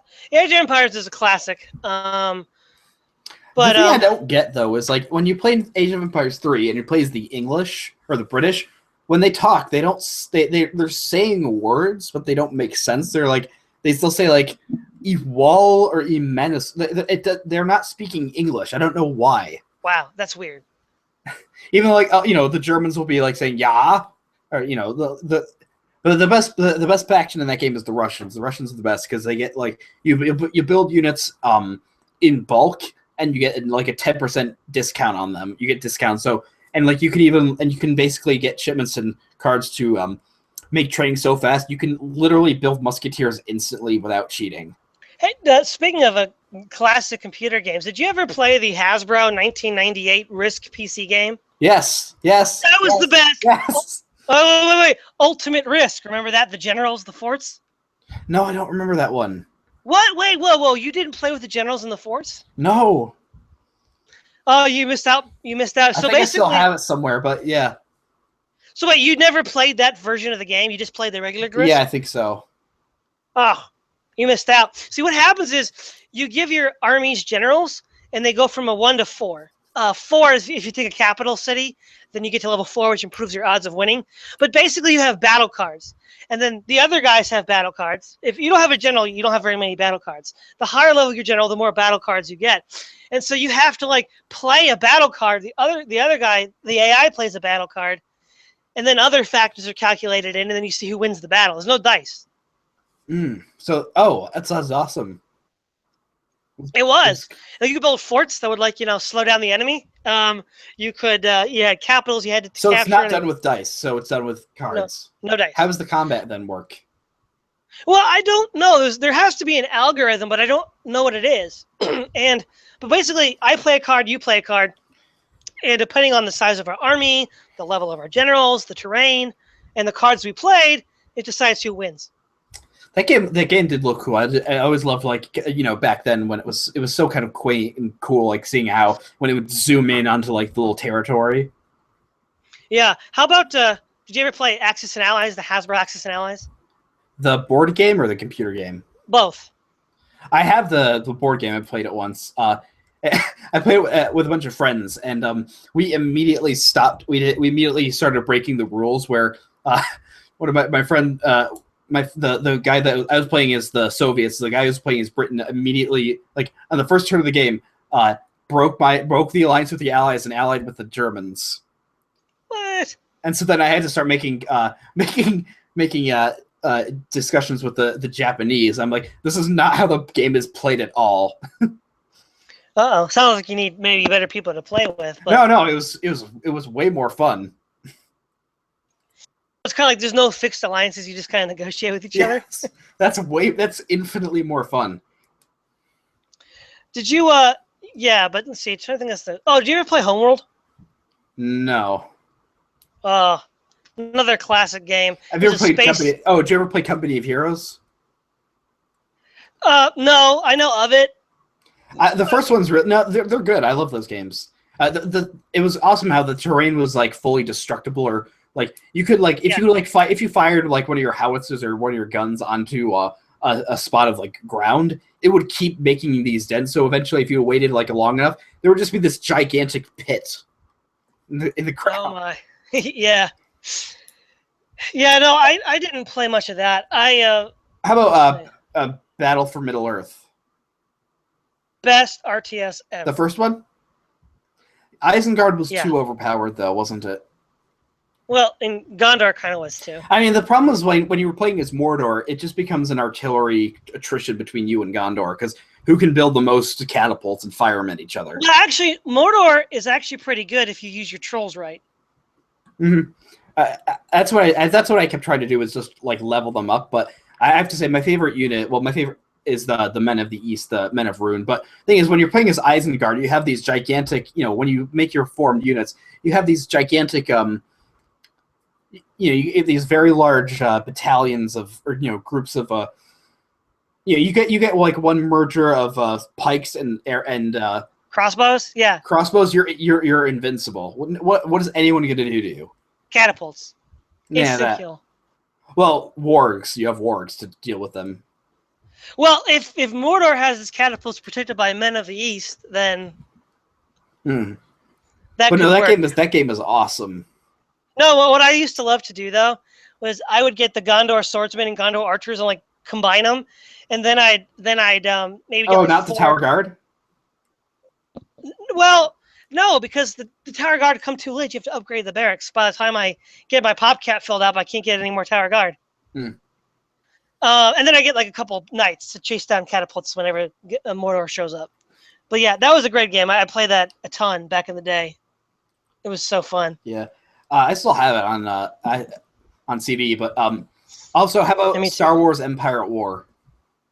No, I'd never played that. That game is awesome. It's like it has elements of it's not really grand strategy at all, but it's like you have your rebels or empire, and you can build up your forces on different planets. So you just have to go planet to planet, and there's like space battles to take down their space battles and land battles, and like you create all these units. It's great.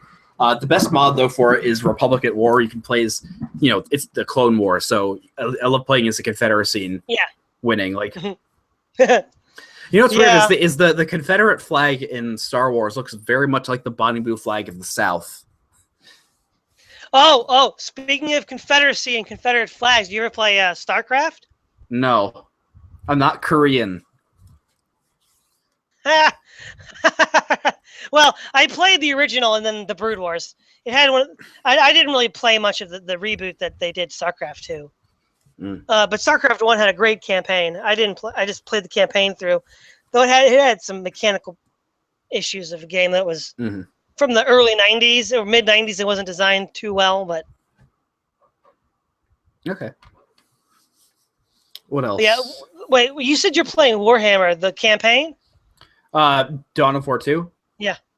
Yeah, I'm playing the campaign. I haven't finished it yet. No, I've gotten pretty far. I love it. I love it. It's really okay, so are you fighting the Tyranids? Yeah, yeah. Oh yeah, I beat it with my friend a couple of weeks ago. It's great, isn't it? Yeah. Okay, so who's your favorite squad? Either Thaddeus or no, either Avitus or can't remember. It's whoever the assault guy is. Tarkus? Yeah, I think so. Not Tarkus. Thaddeus, yeah. The jet jump dude? Yeah. Okay. No, I think it's Avitus the heavy. Or just with the rocket launcher, right? or they're just machine guns or whatever, but yeah. Well, one of them, it's hard to have a favorite squad, but I got Cyrus, just a total badass. Cyrus is amazing. What's Cyrus do again? Is he the sniper? Oh, Steve Bloom. Yeah. But yeah. Well, you see, one of the things that you can do is go ahead. You can upgrade Cyrus, so it's like he can be like stealth for like almost the entire mission. And he just goes around stealth throwing grenades and doing snipe shots, and nobody can even see him. You know what game is just bizarre is, have you ever heard of Valkyria Chronicles? I don't think so. It's JRPG World War II. That's basically what it is. It's really good. It was made several years ago, but it has really awesome gameplay, but like just an offensively bad story. Like it's basically takes place in kind of a fictional Europe, but with like where it's basically just like these kind of there's this main war between a federation of Western Europe and the Eastern just gigantic empire, which is just Imperial Russia combined with the Soviet Union and the Nazis. Weird. But the gameplay is like it's kind of like a tactical RPG. It's fully 3D, and it's like you have your squad. You got like snipers, scouts, some assaults, stuff like that. You select them, and then it's just tactical warfare. Did you ever play Mech Commander 2? No. Have you heard of it? No.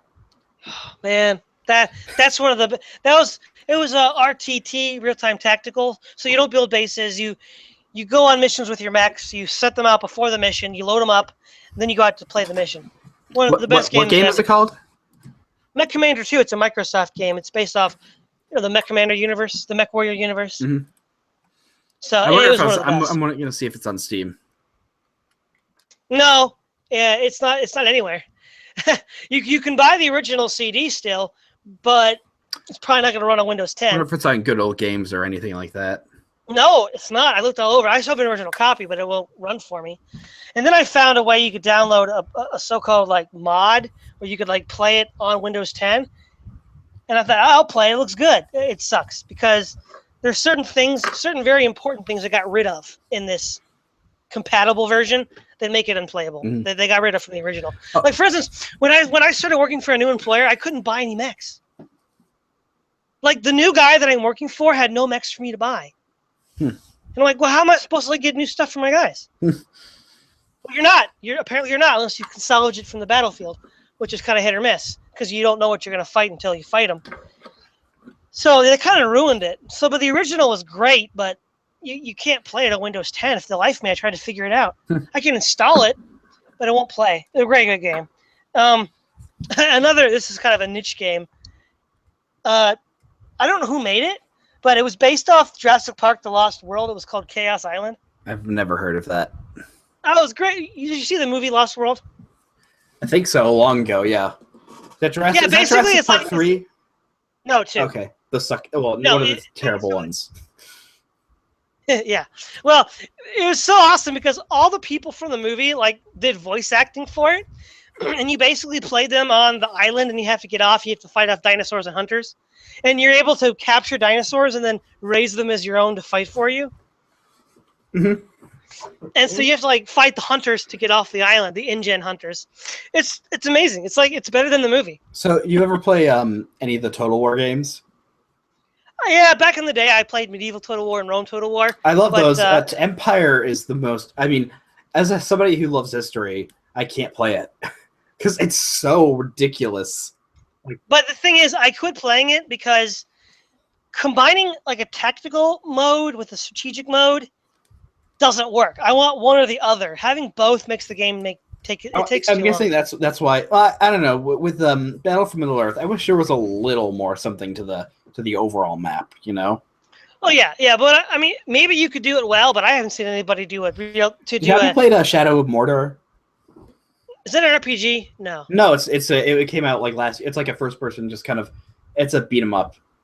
No, but it looked stupid because it had like some. No, it's fun. It's fun. You're like an undead ghost being brought back by some dead elf to get revenge on Sauron. I mean, the heck is that, man? I mean, the thing is, when you're playing with Lord of the Rings, you have to be so careful with it because, you know. But anyways, the thing is, like, he's at least actually a pretty good. Like, he's not your typical kind of hero where he's like he's some gruff asshole who's like, I don't really care. It doesn't concern me. He's like this really nice guy. You know, he's got a wife and kids. They get killed. He just wants to revenge. You know, and he wants to like save people. And yeah, I mean, I do know the basic premise, but yeah, that's where it lost me. Like, nope, that's not Middle Earth right there. Like a dead elf hiring an undead guy to kill orcs. It just, what even the heck are they trying to do with that, man? I don't know. Well, making fun. It's fun though. It is fun. Yeah, but one of the Paradox just like crapped out, man. Well, yeah, they suck. They're terrible. What happened? I mean, the Clausewitz engine, it seems, it made shit. I mean, I liked Europa Universalis 3, but oh, that had a lot of problems though. The problem was that France was way too overpowered. No, so was the Holy Roman Empire. Yeah. Like, it was stupid. Like, I would play a game, and it was like 15-50, and the whole Austria would almost always win the election. So Austria had that's what happened historically. Yeah, but Austria would have a standing army of like 150 guys, and I'm like, are you freaking nuts? How do you pay for that? Mm-hmm. How do you pay for 150 divisions in, you know? I mean, I can barely pay for the divisions that I have in that game. Yeah. And they have like, it's insane. I mean, they give the AI these bonuses.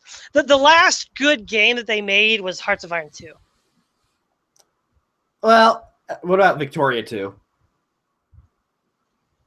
That game was not that good. I did play it. Victoria 2? But it's just, yeah. One of the things that's annoying was with the industrial development, you don't have a lot of control over it. Yeah, you could just, all right, choose where you want it. Okay, now wait.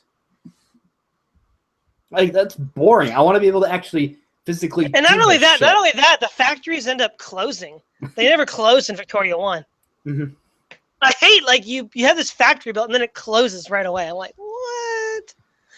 I mean, no. You know what I'm waiting for is I want to. And also Victoria 2 got rid of tech trading. I mean, what kind of retard gets rid of tech trading? I don't know, but have you heard of the game Factorio? Victorio? Factorio. It came out recently. It's like this. I actually got really addicted to it. It's like this. It's like this whole kind of, the whole point of it is like you're stranded on an alien planet and you basically have to harvest resources to build basically this gigantic industrial this industry to eventually work your way up to building a spaceship. So you start out with like a little furnace and a tiny little mining driller and like a pickaxe. So you basically have to like harvest like iron ore and copper and coal and all this stuff to like eventually work your way up to building better furnaces to be able to research stuff and creating. It's really addicting. It's like eventually you get to build a spaceship to leave, and you have to like build defenses to fight off the natives, which like their attacks get bigger and bigger as you pollute more. Mm-hmm. It's like I liked SimCity. I played the SimCity from the SimCity 4, the one before the crap one they made a couple of years ago. Mm-hmm. I'm like, I wish you could do some. I wish there was like I wish it was like the industrial zones like actually produced things that you needed for your city, instead of just jobs and taxes. Like, all right, our city needs this amount of steel. Well, we're producing this so we can trade with it. Yeah. Did you ever play the game the war game series, like Red Dragon. Yeah. I got those on sale a year ago. I don't like them very much. I really don't like them. And I just couldn't figure it out. They were like on sale, really like 75% off. So I bought them. And I thought, because I thought, oh, Cold War, I don't see that very often. And it just, I don't know, I just didn't get it. It's I don't know. It's just really, it's like you play it and it's like you just feel like you're wasting your time.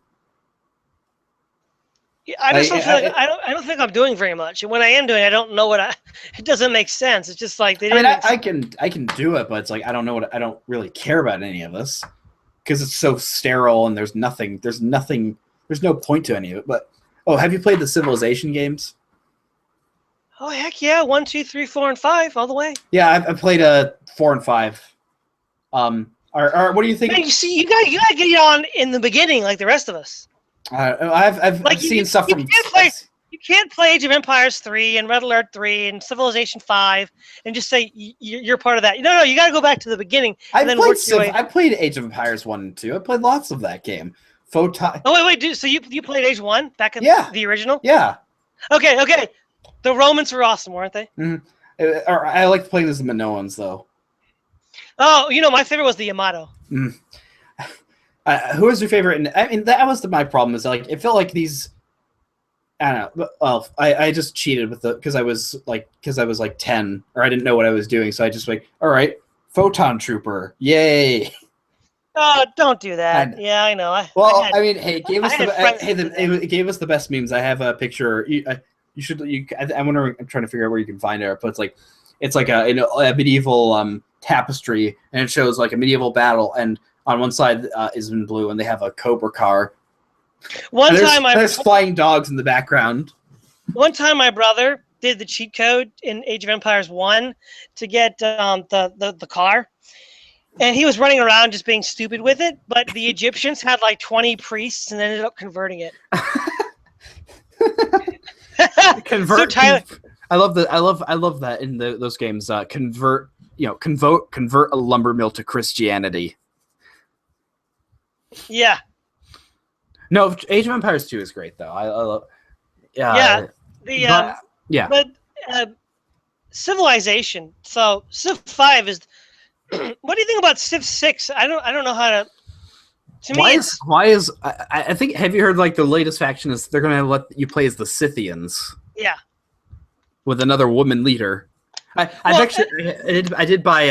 also have the Beyond Earth game, which it's I've heard it was pretty bad. No, it's not bad. It's Civilization 5. It's just the problem is it feels like it feels like a mod. Yeah, it feels like the problem is like, does this seem like something you want to spend your money on? Yes or no? I mean, like if it's on sale for really cheap, yeah, sure, absolutely get it because it's fun. Hey, wait, do you have Civ 5 installed on your? I have Steam, so yeah. Dude, we gotta. I want to friend you on Steam. We should play Civ 5 together or something. Absolutely, yeah. So what's your Steam thing so I can friend you? What's my Steam thing? I don't want to know if I want to say it right now. Oh yeah, privately. Okay. Should I put it in the chat? Do that. Okay. Okay, so in Civ 5, though, what was your favorite faction to play? Probably the Dutch. Or Carthage. Dutch. Or Carthage. Or Carthage. So you like to play Archipelago? Wait until you get nukes and fly into space and say fuck off to everybody else. All right, which kind of map mode? Do you like to play Archipelago? I like the small islands. I just like kind of standard continents. See, I don't like standard continents because the city-states are never on the continent. No, although our archipelago is pretty fun. Well, the problem with standard continents is like all the city-states are on islands around the continent, so you don't fight them until you get like navigation, which kind of sucks. You know what I would love to do in that game is I wish your tech would increase. Your tech and industry should increase exponentially once you research a certain tech. So like when you research industrialization, it should become much easier to start building things because And also, like once you research scientific something, you should be able to get text much easier. So it's like because you won't, even if you're the most advanced country in the world, you won't be able to get nukes until like the 80s. Yeah, like I wish they could just tweak that a bit, but okay, go ahead. Sorry. The most stressful thing is religion, like trying to figure out how to get enough faith before everybody else starts stealing it. Yeah. Okay, I just invited you as a friend. Okay. I think I got it. Yep. Sweet. Yeah, because I'm doing a playthrough of the whole Dawn of War series, with a friend of mine, and now we're at Retribution. I've been trying to go ahead. Epic. It's been totally epic. I've been trying to play. I'm kind of upset right now. It's like I failed to figure because I want to do like an extremely kind of in-depth playthrough, walkthrough, review, commentary of Fallout New Vegas. But like for some reason, whenever I'm recording it, like I've recorded at everything, and it just doesn't really show up. And it's also a lot more work because like you have to like you can't just do whatever you want in this game. You kind of have to show what you want to do. But I love Fallout New Vegas. Like the premise in that is like the New California Republic is kind of overstretching itself, and since Tandy's died, it's become really corrupt, and now it's basically fighting against Caesar's Legion, which is the total opposite. It's the total opposite of their. It's like the NCR is that commercial culture. Caesar's Legion is the Guardian culture. Yeah. Hey, wait! I see that you have CK2. We should like play CK2 as Holy Roman electors. I have another friend who has it as well, so we should all play as that. Like he has most of the Paradox games as well, and he loves. Yeah, so like we would all be Holy Roman electors, and we'd elect each other to be emperor. Yeah, I think the best thing would be we should do Darkest Hour, and you play, or he'll play as Germany. You play, or somebody plays as Germany, somebody plays as Italy, and I play as Japan. Or we can do World War One. Use Germany, I as Austria, somebody else as the Ottomans. Yeah, well, yeah, that would be cool. Or even like Civilization too. I mean, Civilization 5 also.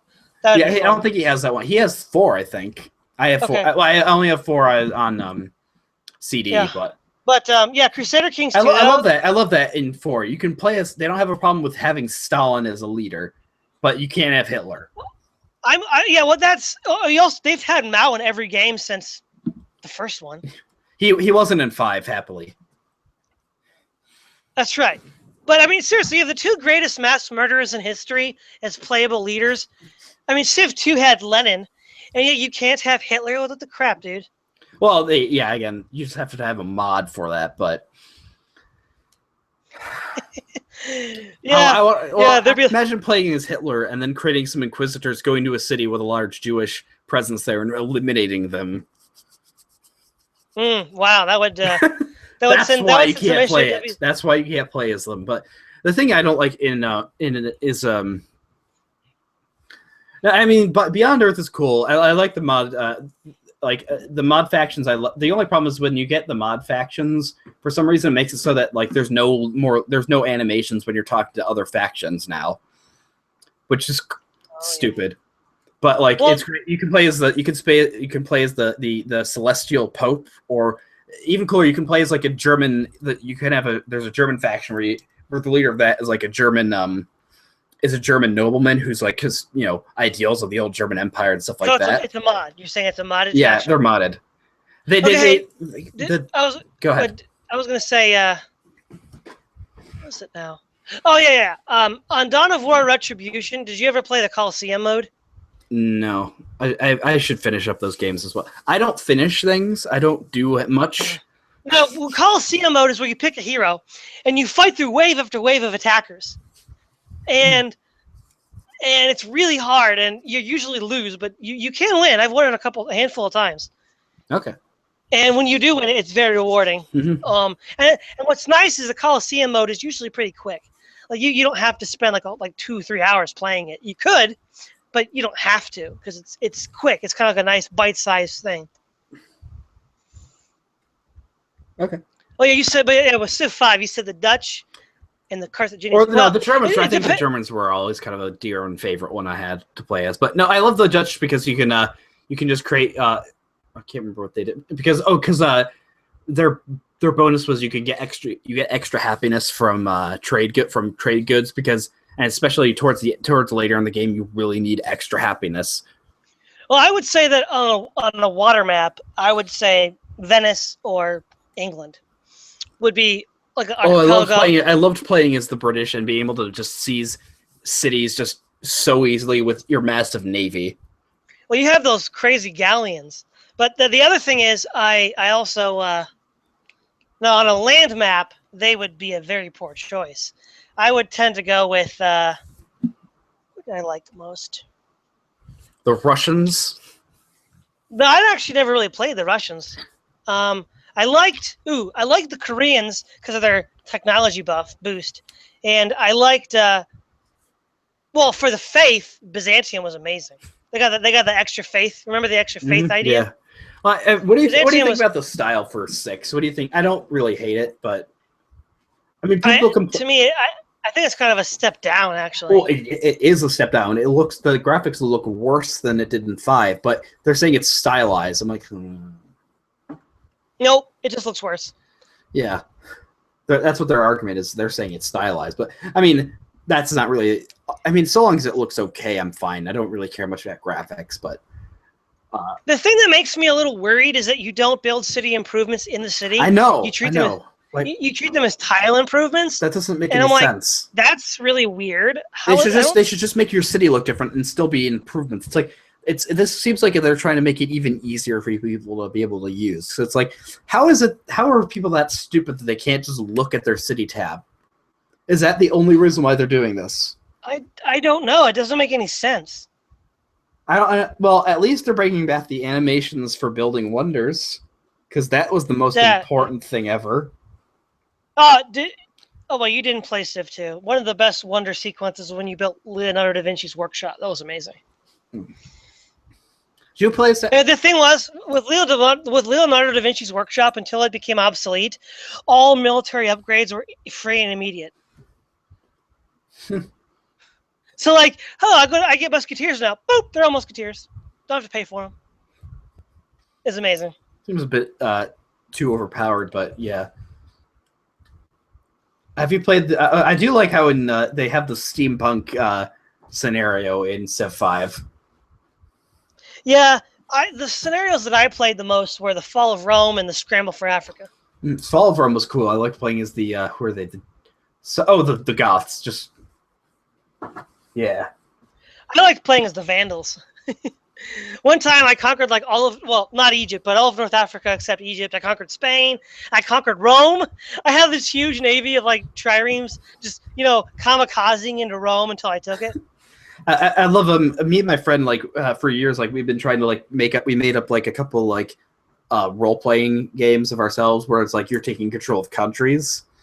And so I remember the first time we did it, I created this whole empire of Northwest of and a Native American I guess the premise was the Chinese we Native Americans made contact with the medieval Chinese and they got their technology levels. So it's we created this gigantic kind of empire in of the Pacific Northwest and the west coast of the U.S. And we were this whole naval trading nation and my friend played this gigantic Eurasian continent. But anyways, we made another one where he was playing as Epirus, and I was playing as this kind of Crimean state, some Crimean Zoroastrian Greek colony state. It was awesome. Yeah, well, it's getting pretty late on my end. I think I have to wrap it up. Yeah, me too. I'm getting tired too. What time is it where you are? It's 12:30. Oh, me too. Are you in the South or? I'm in Ohio. I'm so sorry. There's nothing in that state, is there? Ohio is the Rust Belt. I live in upstate New York, which is a mix of everything. Except for we're everything that New York City is not. Yeah. Yeah. All right. I think it was good talking to you. I don't know how much. Yeah, I don't actually know if I want to have this up live because we didn't really do much interesting, but. Well, you already know who I am, so. Well, yeah. I mean, you're a Kaiser, bro. I mean, that's all you need to know, right? Jawohl. You know, I think to wrap this up is like there's another interesting article by the Kaiser in the 1920s. He wrote like an article rebuking some rabbis talking about Christianity, like kind of like he basically made himself. He actually had like some solid theological arguments and objections to saying that, you know, he's saying, yeah, no, there is a significant difference between Judaism and Christianity. But I guess the last quote he said, it was in 1938. He said about Hitler saying, like, there's a man without traditions, without God, without a country. You know, he builds legions, but he doesn't build a nation. A nation is built out of, you know, the wisdom of fathers, the love of mothers, and the laughter of children. Okay, does that sound like a monster to you? That's the words of Kaiser Wilhelm. No, it sounds like an elderly grandfather. Yeah, exactly. Like people painted the Kaiser as this evil satanic monster. You know, I can't. Yeah, my late grandmother, when she was just a little kid, like the first thing, one of the earliest memories she has is just like how everybody said the Kaiser was so evil. But then, which is sad. I mean, she was like maybe like 4 or 5. Yeah, it's but that's all she heard. But the thing is, I can't wait to see it when those people died and they probably went to heaven. He was there with them. He's like, where did you guys think I was going to go again? It's like people talk about how, you know, hey, Jesus, do you know who Russell Moore is? Yeah, the guy that wrote V for Vendetta. No. He's the head of the head of the ethics commission of the Southern Baptists. No, okay. He's the guy I did my first video on. He's pro-life, anti-abortion, anti-gay marriage, but pro Black Lives Matter. Whatever. But anyways, like he's the guy I did my first video on, and the thing is, what was I gonna say? Like his argument is, hey, we have to realize the person that Jesus, you know, the person that's on the throne of heaven is a dark-skinned Middle Eastern refugee. I'm like, all right, well, what will you do when you go to? It's like, so he made this argument that, you know, hey, white supremacists are basically, in his view, white Christians, when they go to heaven, they'll be surprised when they see, you know, a dark-skinned man on the throne of Jesus. And I thought, well, I bet you'll be surprised when you see Robert E. Lee in heaven. All right, well, I think we can wrap this up now. Okay. It was really good talking to you. Yeah. Thanks. Hopefully I'll see you in the next stream with the Distributists, right? If we don't play on Steam first. Yeah, we can just talk about on there. Okay. Yeah. All right. Bye-bye. Bye.